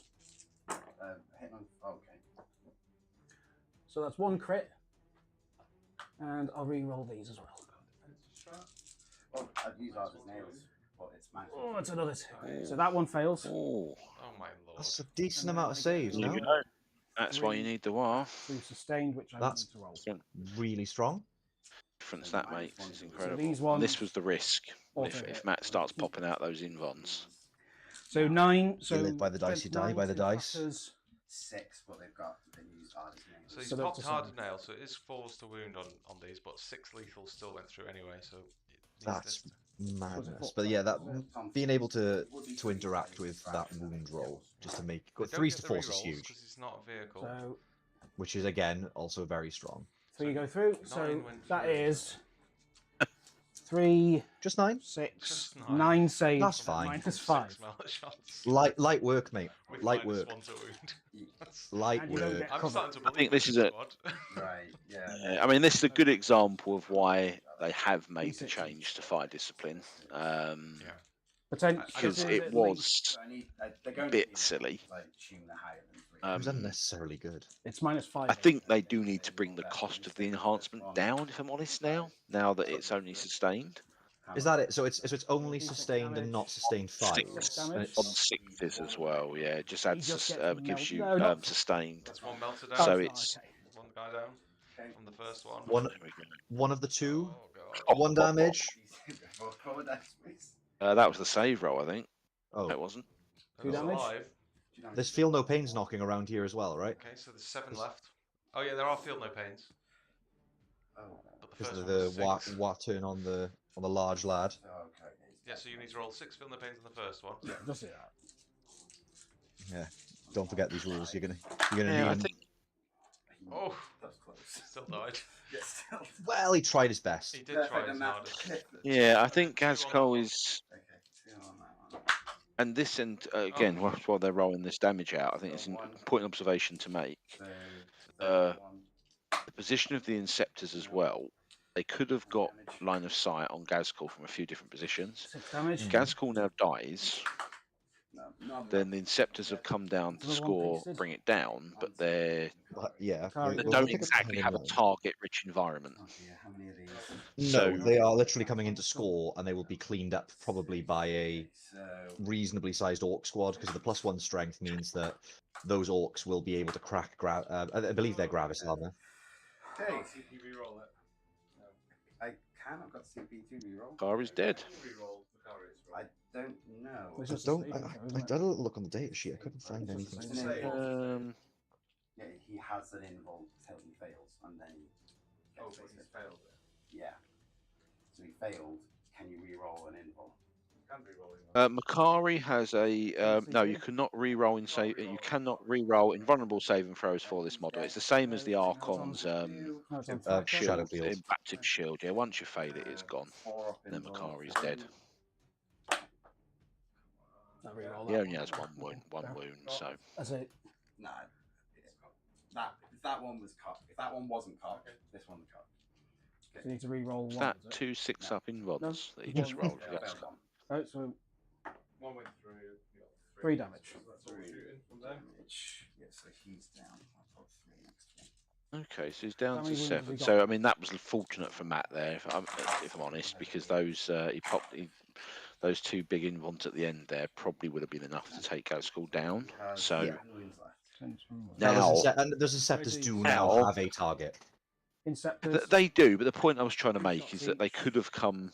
What's They could have the- been positioned a bit further down Yeah, I'm gonna fucking to roll. give Yeah. them line of sight on the 2 other squads, so that if Gazcol does get picked up, They can they've at still least not waste their effectively- shooting. Right, yes. Otherwise, if that Inceptors, Inceptor I'm squad gonna then gets killed supercharge, for scoring so 3 points, they're going it's a into Thrapper. bad trade.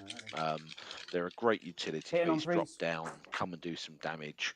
Be a shame. So they all go yes, through. they still get to shoot Gazcol now, but Gazgol's now is technically a new Toughest. unit. Does Oath of Moment transfer to Three, Gazgol? is strength does eight. yes. Just The, Just wanted to double check that one. Would Oh my lord. ooh. Get to Is reroll this that Matt's plus rolls 3 again? wounds.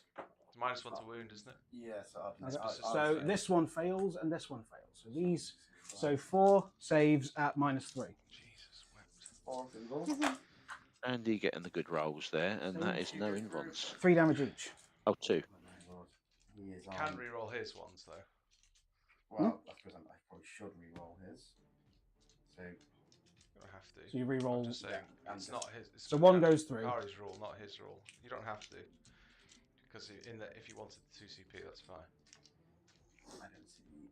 How important is Gazgol at this point, Ben? Do you think? He does take 3 damage. How much more resource do you I commit said to that- trying to keep him alive? That is that one. Alright, so Thing now with the trade, if you're Andy, one, as Matt then who's get on 4? try and deal with the Inceptors would be Okay. not the right choice.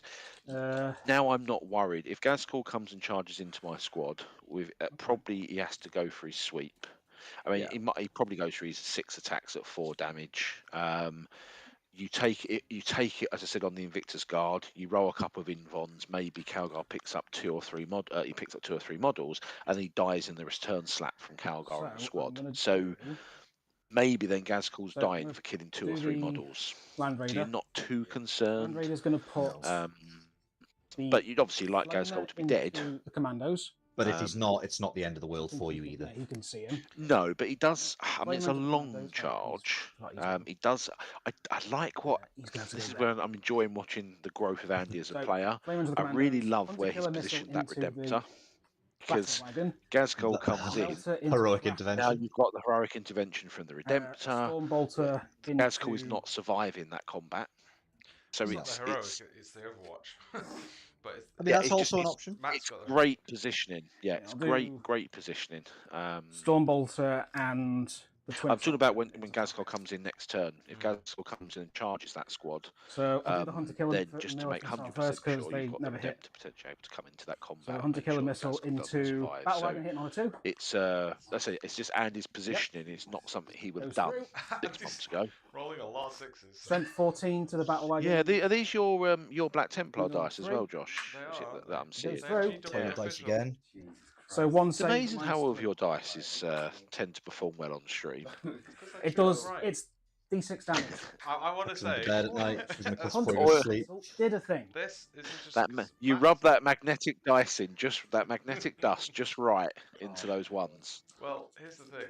Matt's on this bottom side of the map again, and I think the win rate for the bottom side of the map is like less than 20% at this I point. was over there when I won. Do we have a cursed table? So it did We 4 We have damage. to Sorry. test this. What? Yeah, it did 4 damage. There has Yeah, been four- yeah, 'cause you an bought 4 extraordinary amount So of winners flamers on the 2d6 plus at 3. the top side of the table. It's strange. It's rolling downhill, it helps.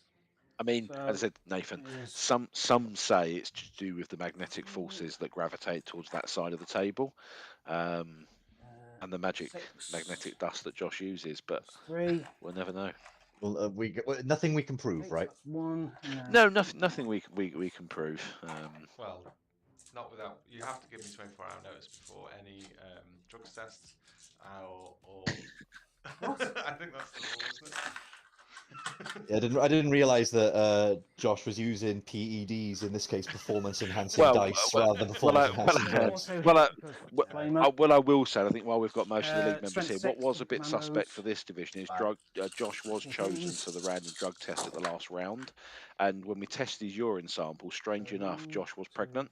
So there is a slight suspicion that he may have borrowed some of Taylor's urine for that test. So we are looking into that as a committee at the moment. -2. Because Josh believes it's due to the high level of testosterone and adrenaline he's producing, being nominated as vice captain for the Welsh WTC team. That's his excuse. that Just is to 2 put a damage. quick little. I just think I think we just dock him 10 points, mate. Just dock him 10 WTC points on his This bonuses. guy hasn't taken Certainly interesting. So Got a couple of hellos in the chat from Jumble Jams Tabletop and Adam. Good evening, all. Nice to see a few more people join us later on in the stream. It's been a bit of an aggressive start, all in, lots of casualties. Melter. it has. Yeah, this is a 2 great shots, example of cracker. why this detachment and that 9 enhancements inches? have just had the nerf back from GW. Yeah. We are seeing firsthand Get the the melter. power of the 2 fire shots, disciplined hit my biologist aggressor block. And I think I speak for most of the community when I say we're glad to see that So go. go through strength 9. It's a little too good. Still got hardest nails on. It's certainly That was strong. last turn, wasn't it? No, that I wasn't. mean, Yeah. if you're Andy, let's be honest, I don't know. Yes, there's nerfs, but let's not forget that he would also have been shooting Yep. at +1 to wound. Yeah, so that minus in 1 the to new wound slate. strat. So one. Yeah, So- so those melters will be going in at 2s to wound into that squad. Yeah, so give or Swings take, and roundabouts. Swings and roundabouts. give or take, the So it's power of this 2 new damage Space minimum. Marines attachment Multi-melter with just went open through opening. on Gaz there. I need 2. The multi-melter from It's where? been a Oh, yeah, He's 8 there's down. a multi-melter on the bloody Land And Raider. Oh, it's gone! gone. Oh, no! Oh, no! And then That I is mean the pretty stormbolter and the massive. assault. It was the gamble, and he went through it.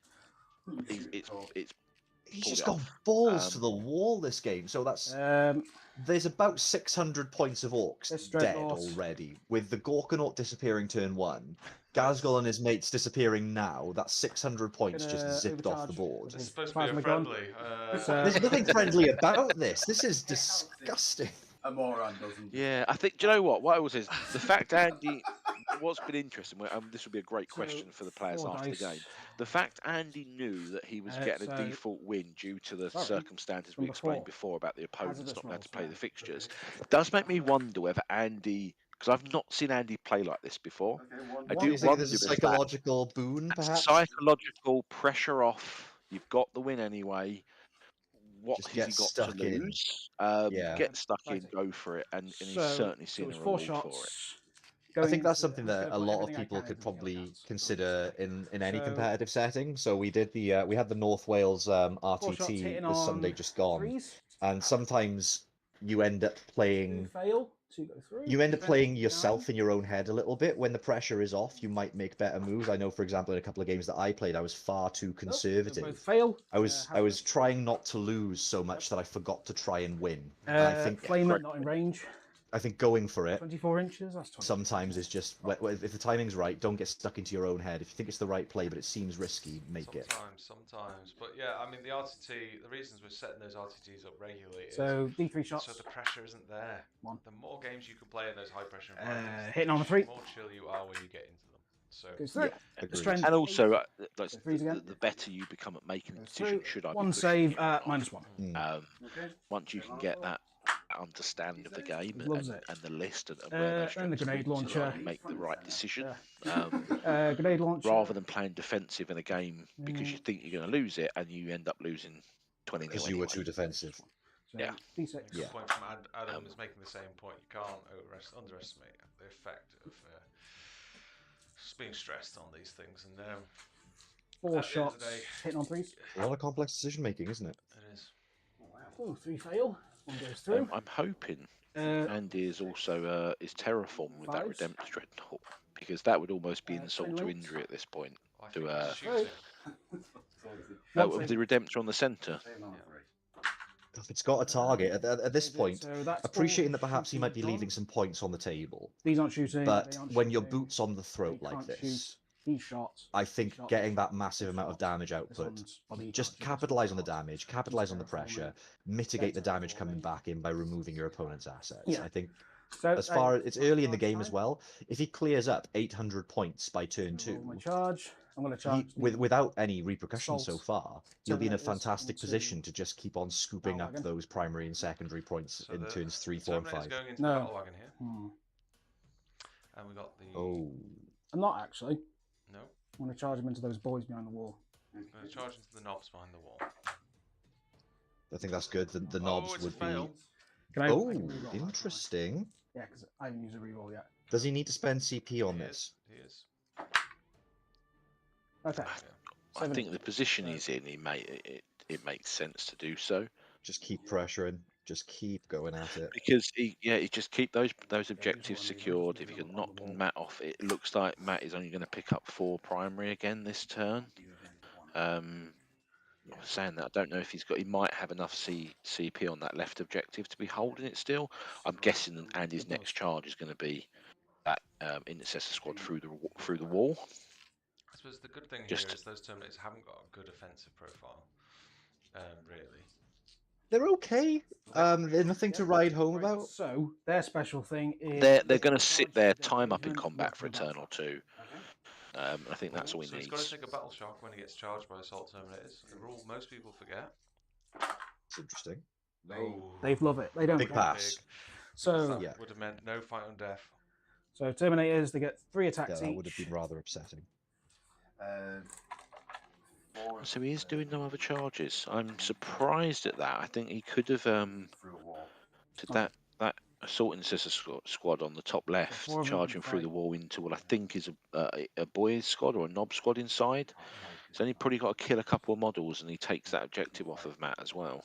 Well, how much CP does Matt have? Because if Matt has got enough for the interrupt, oh, he doesn't, then yeah, why not 3 go for it? If he was like the interrupt was the thing in my head that I was Hitting on thinking maybe fours. that's what he's concerned. Yeah, I can't. It does look like actually saying that. It looks like he's moved the rest of that squad onto the objective, so God. maybe he already has Spending the a lot of OC. these Thunderhammers. Oh, Strength 8 8, aren't they? Plus 1.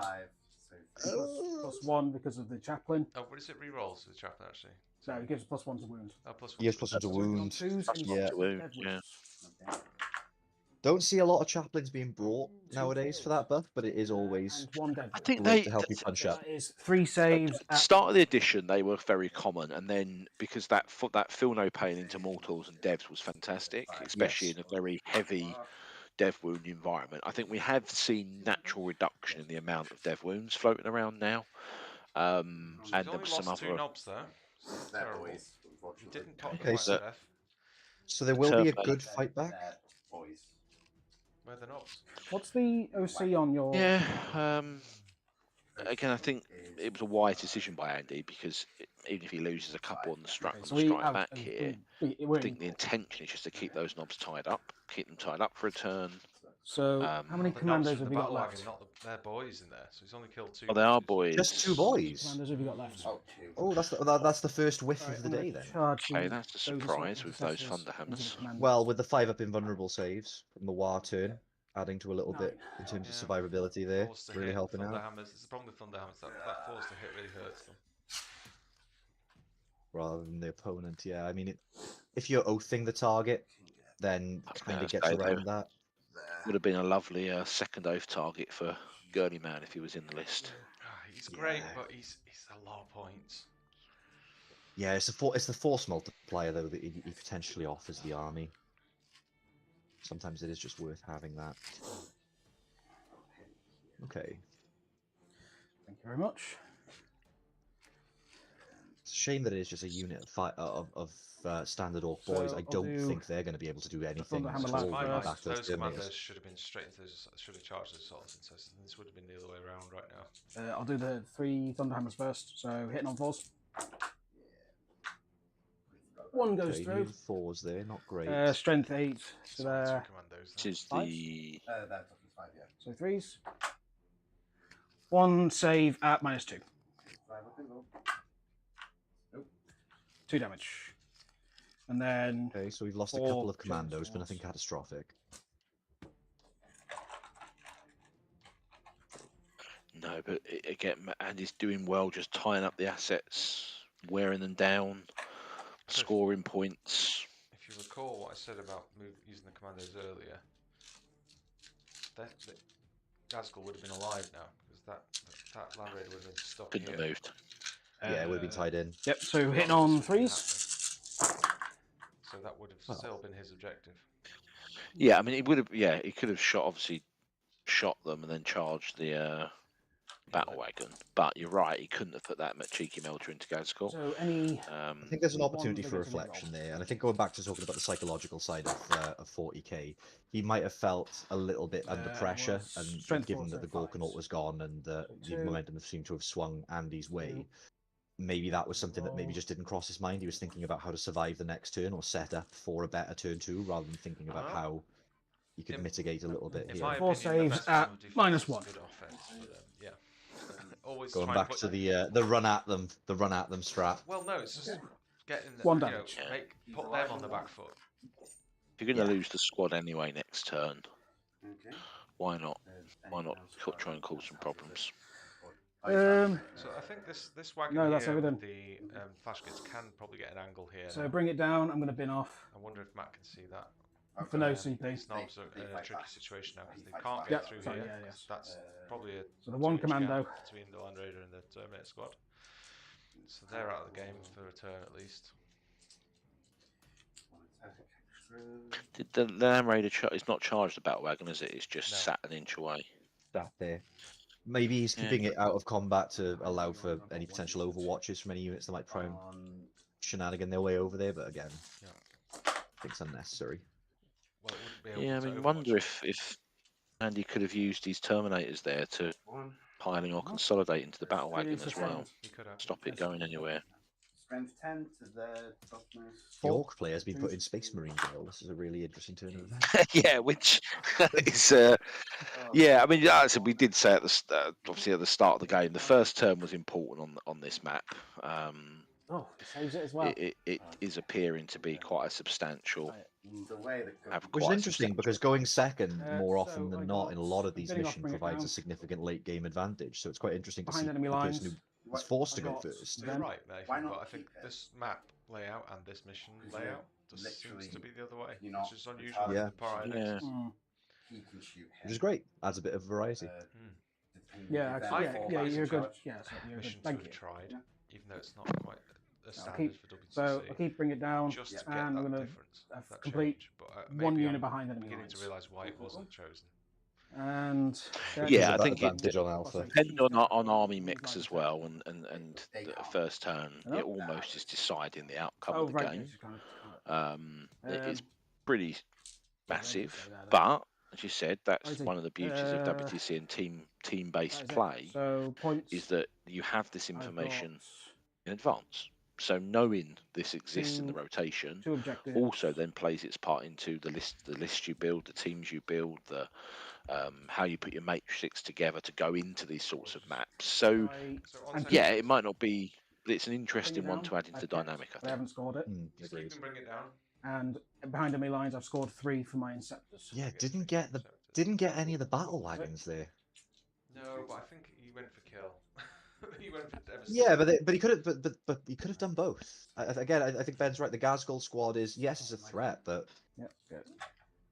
if the Yeah, Eradicators picked up, if the I'm Eradicators surprised. contributed to picking up multiple My battle turn, isn't wagons, and then, as Ben said, they get It's gonna start charged. the next battle. Some of the Eradicators, if not all of them, die, but And Calgar and I've his got guard, Bring It plus Down. the Apothecary Biologist, they kind of just And swing back engaging all big now. fronts. Yeah, I mean the Victrix roll some 4-ups, and all of a sudden the squad's still there. But I'm surprised he's kept Bring It Down, because I mean, how many wounds are these battle wagons? 14, I think. They're not small. They're not. They are certainly not trucks. I'm being asked a So question they here, are- gents, hang on. I think there may be 4 points at most on Bring It Down. I can have a little look for you now. Thank you. Bear with me. So, how many primaries did you get there, mate? So Matt controls home 2. and this one. Yeah, and that one's down. And that one's split. Yeah. And that was terraform. So that's Do we have 10 any on primary. terraforms? Yeah. Done. 10. Yep. And that's it. Yeah, That's and it. he's got Bring It Down and engage on all fronts. Okay. Engage and. bring it Oh. down. I mean, Bring It Down Bring is It going to Down force him targets to try and are deal with Dreadnoughts either and the Land. I Dreadnoughts just think you ignore it. or the Land Raider. Jesus, there's no It's soft just- vehicles there. It's just such a trap for Matt, that, because he deals with those threats. But the and Eradicator block will have to be left alone to do it. Exactly. I think They at this pick what they point- want to kill. I think at this point Matt's It's sorry, go on. survive and score.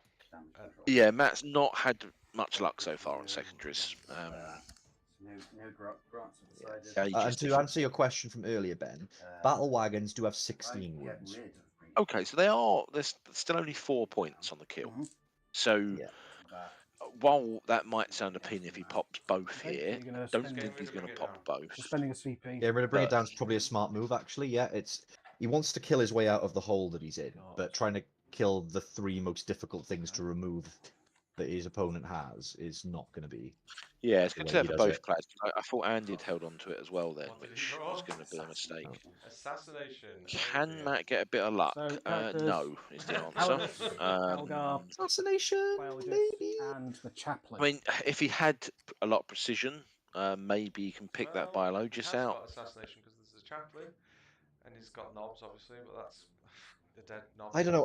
What if he throws literally everything? That Eradicator block's got to go, right? We agree. That is a big problem. It's going to reach out and delete one thing every single turn. If he wants to get rid of it, They need to come back on. I just, oh, yeah, you just but don't get look- the Calgar, do you? You just don't get through the No. the Victus Guard. And Don't you- count as characters. Otherwise, I they can, are. I can see what to do here. I think I can see what to do here. I might be overstretching here, but obviously my instinct is always to be aggressive. But I think these Gosh, boys need to come around here and try and get into this. Are they killer cans, Josh? Yeah. They are, yeah. Hmm. I mean, the problem is Those flash kits need to do something. Really getting this got truck water. is an issue here. I think it should Yeah, have been. it's It been should a- have. It should have been here. And then that leaves you open to engage in the battle. It can still move to here, but then what's it shooting at? If it shoots, I've got too many arrows here. If those flash gets shoot into this, Did it you increases the battle length shock of with the him? charge. I have not. He's got 4 wins left. If it shoots into here, what's it actually going to achieve? I don't know. Well, if assassinate is the goal here, and he wants to get through those Terminators, The wagon is shot. possibly I helpful just- there. The It's wagon's fine. for 5 Yeah, points, we'll talk about the commander. and the amount of firepower and Yeah, the charges wagon's above to half try health. and reliably pick up those You got 6. 6 4-up Invon He's panicking. multi-wound he is shook. models against Armour of Contempt. Okay, so And old armor of contempt at that, so it's full phase. Yeah, it's going to be. wagon is going to. He can do it, but then he has. What else can he put elsewhere? Yeah. Agreed. I and I just playing don't- devil's advocate just to see if there Yeah, are I don't know. opportunities there. I'm just wondering how many What knobs we can get impact? out here. Yeah, that's what I was going to say. Is what can he get out on attack with? Is the big issue now. I mean, Yeah, I you don't. Can, yeah, you can see that. Okay. I wasn't under the impression those trucks could move through there because that gap's only 2.5 inches. So I think if he moves there. But don't know how that truck has just managed to do that.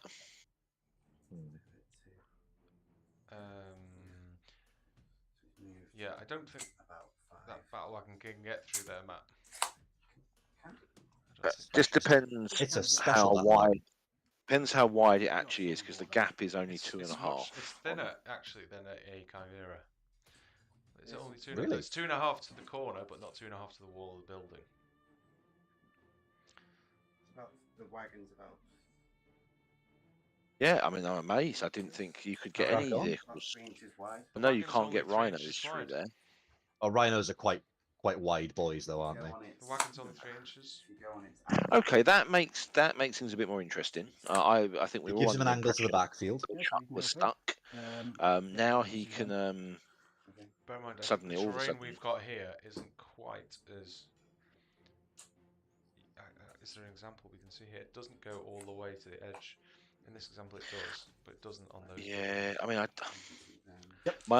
I mean, the players can only play with the information they have to hand and what's on the table. I think Give him a little slap. on the mission layout and on this map, no vehicles. Okay. The intention is you can't get down that side.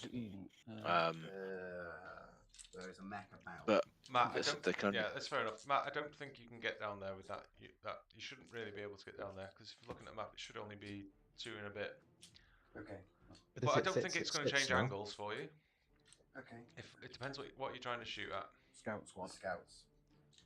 I see. yeah, and I think we also have to be appreciative of the fact that if Matt has spent deploying and moved there for 2 turns with the understanding, Yeah, that would be a bit of a to stop him now if both players have set up an agreement, I think is difficult. play by intent a little on this one. If he thought he has the space, let him. Mhm. Because otherwise, what else would he have done with that battle wagon? Opens up a world of possibilities that would be difficult to go back and redress. Yeah, I think it comes off the table there. No, I think the intention is no vehicle can go down that. Okay. That's Sorry. Yeah. Sorry about that. That's probably my bad setting it off. No, we agree. We were just saying we know the intention. I think it's difficult for Matt because he's deployed in a way and used a turn of movement in a way that if he believes he can, Because the then Pilgrims have it's got a- advance and charge, right? So that's the beauty of this. The whole army's got advance and charge. Yeah, it's not the end of the world, I guess. I mean, do you just get the flash gets out and just start rinsing? But then I suppose if he gets the flash gets out there and exposes them, there is a Redemptor with a plasma executioner just sat there. he's He got to doesn't have to he's move the got to battle do wagon something about first. primary. He's got to do something about Andy's primary here because as it stands, Andy's picking up the 15. He's got to do something to stop that. You'll be able to hit the Kills on. interceptors. What's So it is engage on all fronts and assassination. I do So think maybe this some makes Storm Boys drop in for some engage on all fronts action in the backfield. Well, there's. Would you It's be able not to hit screened my out this interceptors corner if here. you There's move no the way. ladder? That's way more Yeah. than 9 inches. Yeah, Yeah, I he's guess got- he's got time. that's the scouts, not the infiltrators, I presume. Scouts, yeah. Yeah, not a great placement for those scouts, really. It's going that way. Yeah, I think that's probably a mistake. Because the Eradicate is shite in combat. Yes. Calgar isn't, but Calgar is is- Calgar good enough? The Victrix aren't. They probably they pick up 1, maybe 2 killer cannons on the hit back. In fairness, I think They're not like the they aggressor. probably Apothecary do. gives lethal hits just normally, right? So Eradicators with lethals might punch a little bit harder than usual. Not significantly, of course, but enough to contribute. Why have I rolled 2? What's happening? What's happening? It's Trying to advance. Yeah, it's Calgar with his twin links, -3, 3 damage.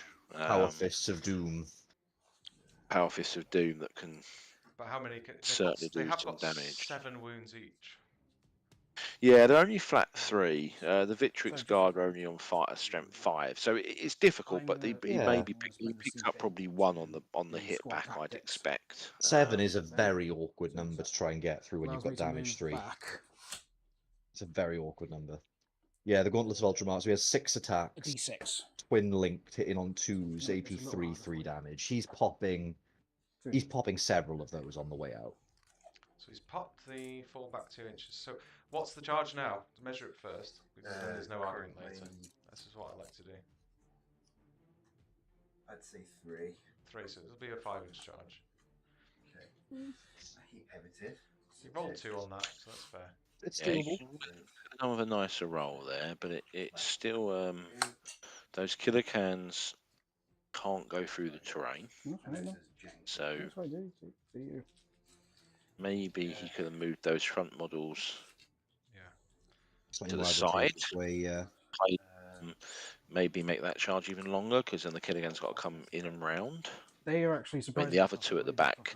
The third one, with a pile in now, if he rolls low on the charge, may not even get into combat. So I think for me, that the objective is to tie up, not to kill.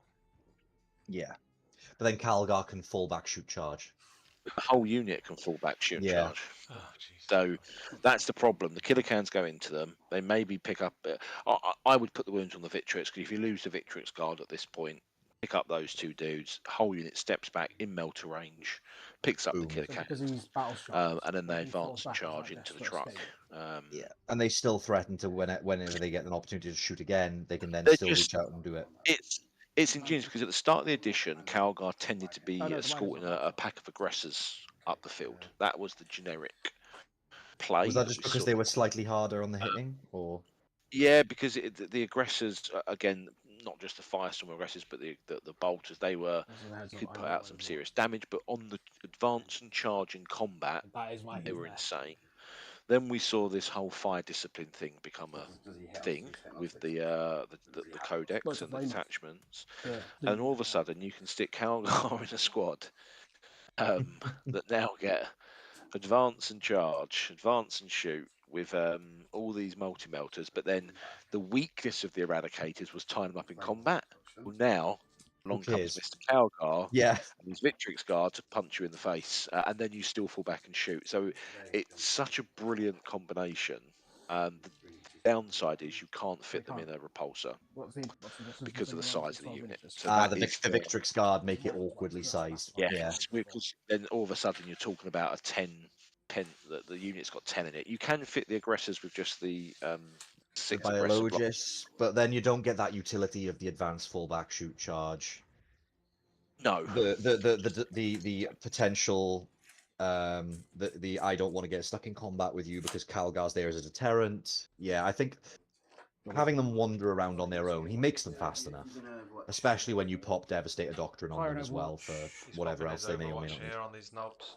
The knobs are going after the Assault Marines. I mean, it's a soft and easy target, but that is I'm assuming he's popping the Overwatch with the big flamethrower things, right? Yeah. Oh, Yeah, this is going to be deeply unsettling. 11. They are 2 damage each as well. Ooh, okay. Yeah. That's strength lots more than their toughness, yeah? 6. So 1 higher. This is a dead knob squad, I think. The 5-up invulnerable save might come through a little Also here. hits.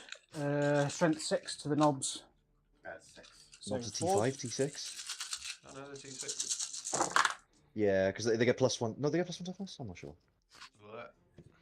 Okay, there's a couple of fails in there. There's a significant amount of 5-ups that need to be made here. Oh my god. So I think I'll just try to see how many I can get in that wall, but I don't think it's possible. So that many saves. I might try and get them out 12 inches away, but I don't think you can. No. I wanted to Give me jump those up by 5-ups. Hmm. Give me those 5-ups, baby. Okay, so in roll, well, how much AP? -2. Okay, so you roll 5 up. Keep me in suspense here. Oh. Oh, that's bad. That's not 2 good. damage each. Which is bad. Yeah. Oh god. That is So was that 1 save? everyone dead except the war boss. Do they get a feel no pain? No. They're all dead. Oh no. Yeah. Okay, so what? Well, so- that's that then. Okay, children, what did we learn? Damage 2 flamestorm cannons, pretty good against anything that's roughly Space Marine shaped in terms of 2 wounds. Oh yeah, that's T4, why 5, 6. That's why you don't get those out in front of that thing. Yep. Yeah, This is a teachable moment. This is a teachable moment. One goes through. again, without, and we can talk about flaws and mistakes all the time. I think where that wagon is, the way round that, that you pivot the wagon so it finishes its move against the terrain piece, so you can then jump out the other side. And then assault cannon. But that's why you pay the extra for that Land Raider, because it's insane.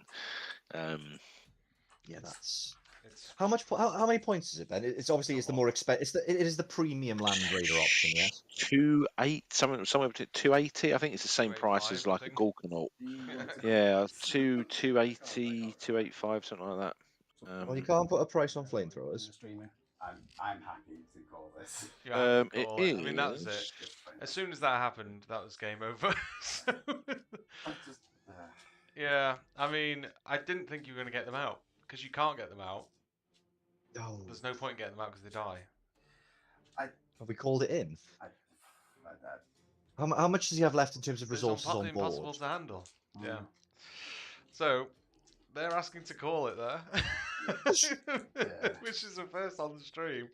But at the same time, I don't begrudge about that. I don't begrudge it. Yeah, it's gone. And again, I'm sure Nathan will pull me up on this, but I will draw comparisons to my game yesterday on this map, on this mission was very, very similar. It was very clearly over in turn 2.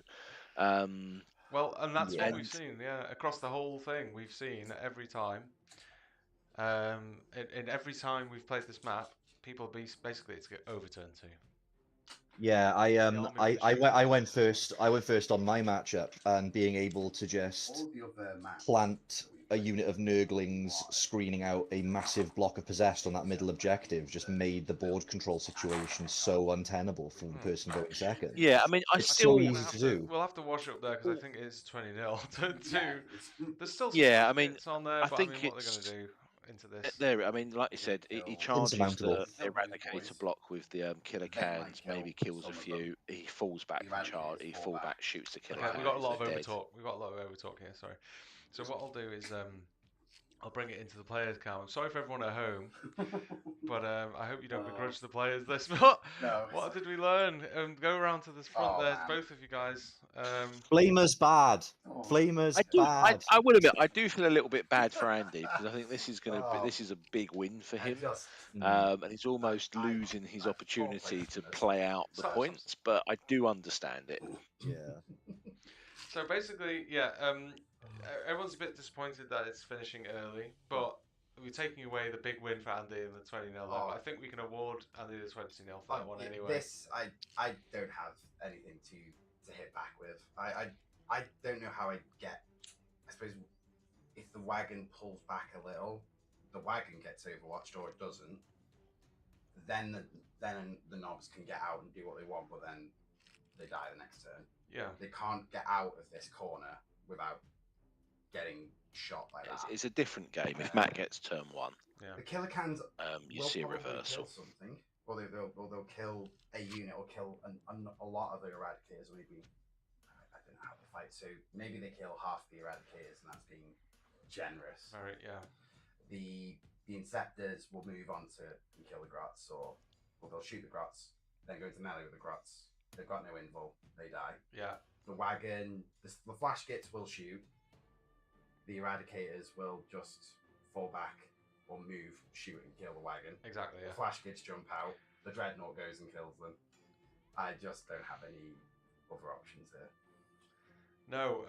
I was hoping for maybe. I think if you get turn 1, you've got a good chance. Oh yeah, I don't know. Like I think you can stage an attack on your terms. Yeah. To be fair though, I don't think that I did. I completely underestimated Eradicators. I was thinking, Gorky's he's on the front line. He'll move up and be able to charge whatever comes forward, and then he's in range. He gets a hell of a lot of fire, considering he didn't get like mega melted. Like he got melted, but I failed everything, and he got a land.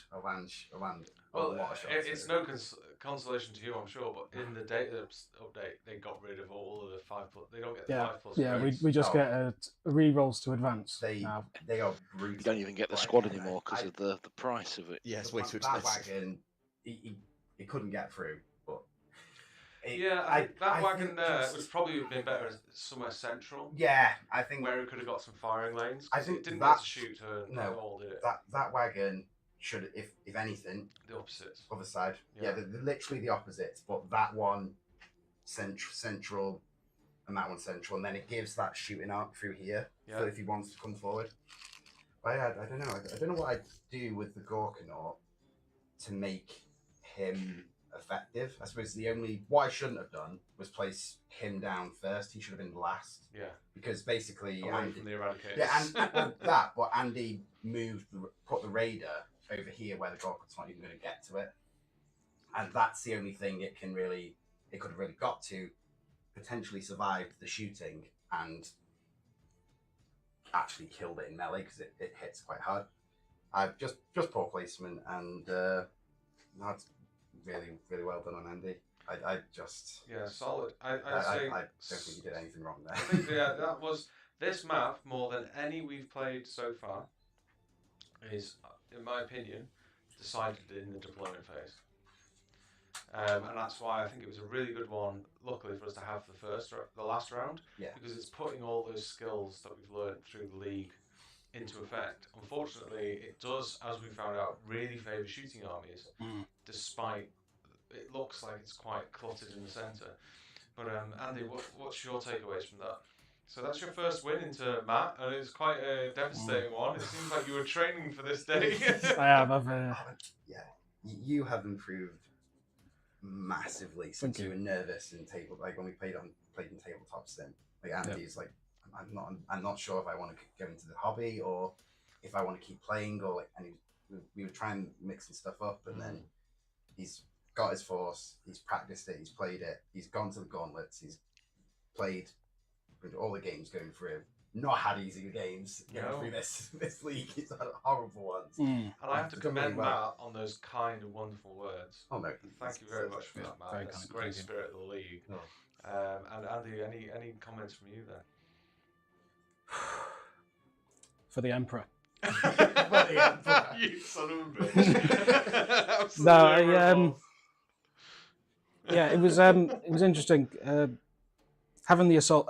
I was worried having the two assault intercessors, to be honest, because I know they're decent for their stats, but going against sort of the same thing with an Ork, the Orks, 9 times out of 10, I feel the Ork's going to win if I was able to get the charge off first. But luckily, I was going to put the Land Raider somewhere where just it could get a big Overwatch, just anywhere there's. So that's why I put it over here. Infiltrators were new for me. Glad I put them in. I mean, obviously they weren't able to properly stop, but at least they kept my home safe. Well, they're great. Yeah, Matt didn't really get to engage in the tactical side of the game. Yeah, I completely forgot to bring my Storm Boys and Uncertainty anyway. So you did. Yeah, I had engage on all fronts. I was like, I'll have a wagon over there. I'll have this in this corner. I'll have this in here. I'll get maximum there. And then it's just like, oh, Matt, you fool. I think I don't. If I was in your position, my head would have gone slightly as well. So no. I think hopefully we can hear the commentators coming through the speakers now. So any comments from you two? Hang on. Oh wait, there. No, you're not coming through on here. So I'll just make a quick modification so they can hear you. So I don't have to repeat everything. It helps for both my sanity and for the viewers at home, who don't really want to listen to me too much. So let's just put you on here and try that again, please. Can you hear us now, guys? Yes. Hello. Yeah, so I think me and Nathan can't necessarily hear your responses, so we're going to play this one by ear. But I guess my first question for Matt would be, and this was, maybe we should do a poll for this, but basically because of that loss, I think we've come to agreement you have to give up the turkey or the pigs in blankets for Christmas dinner.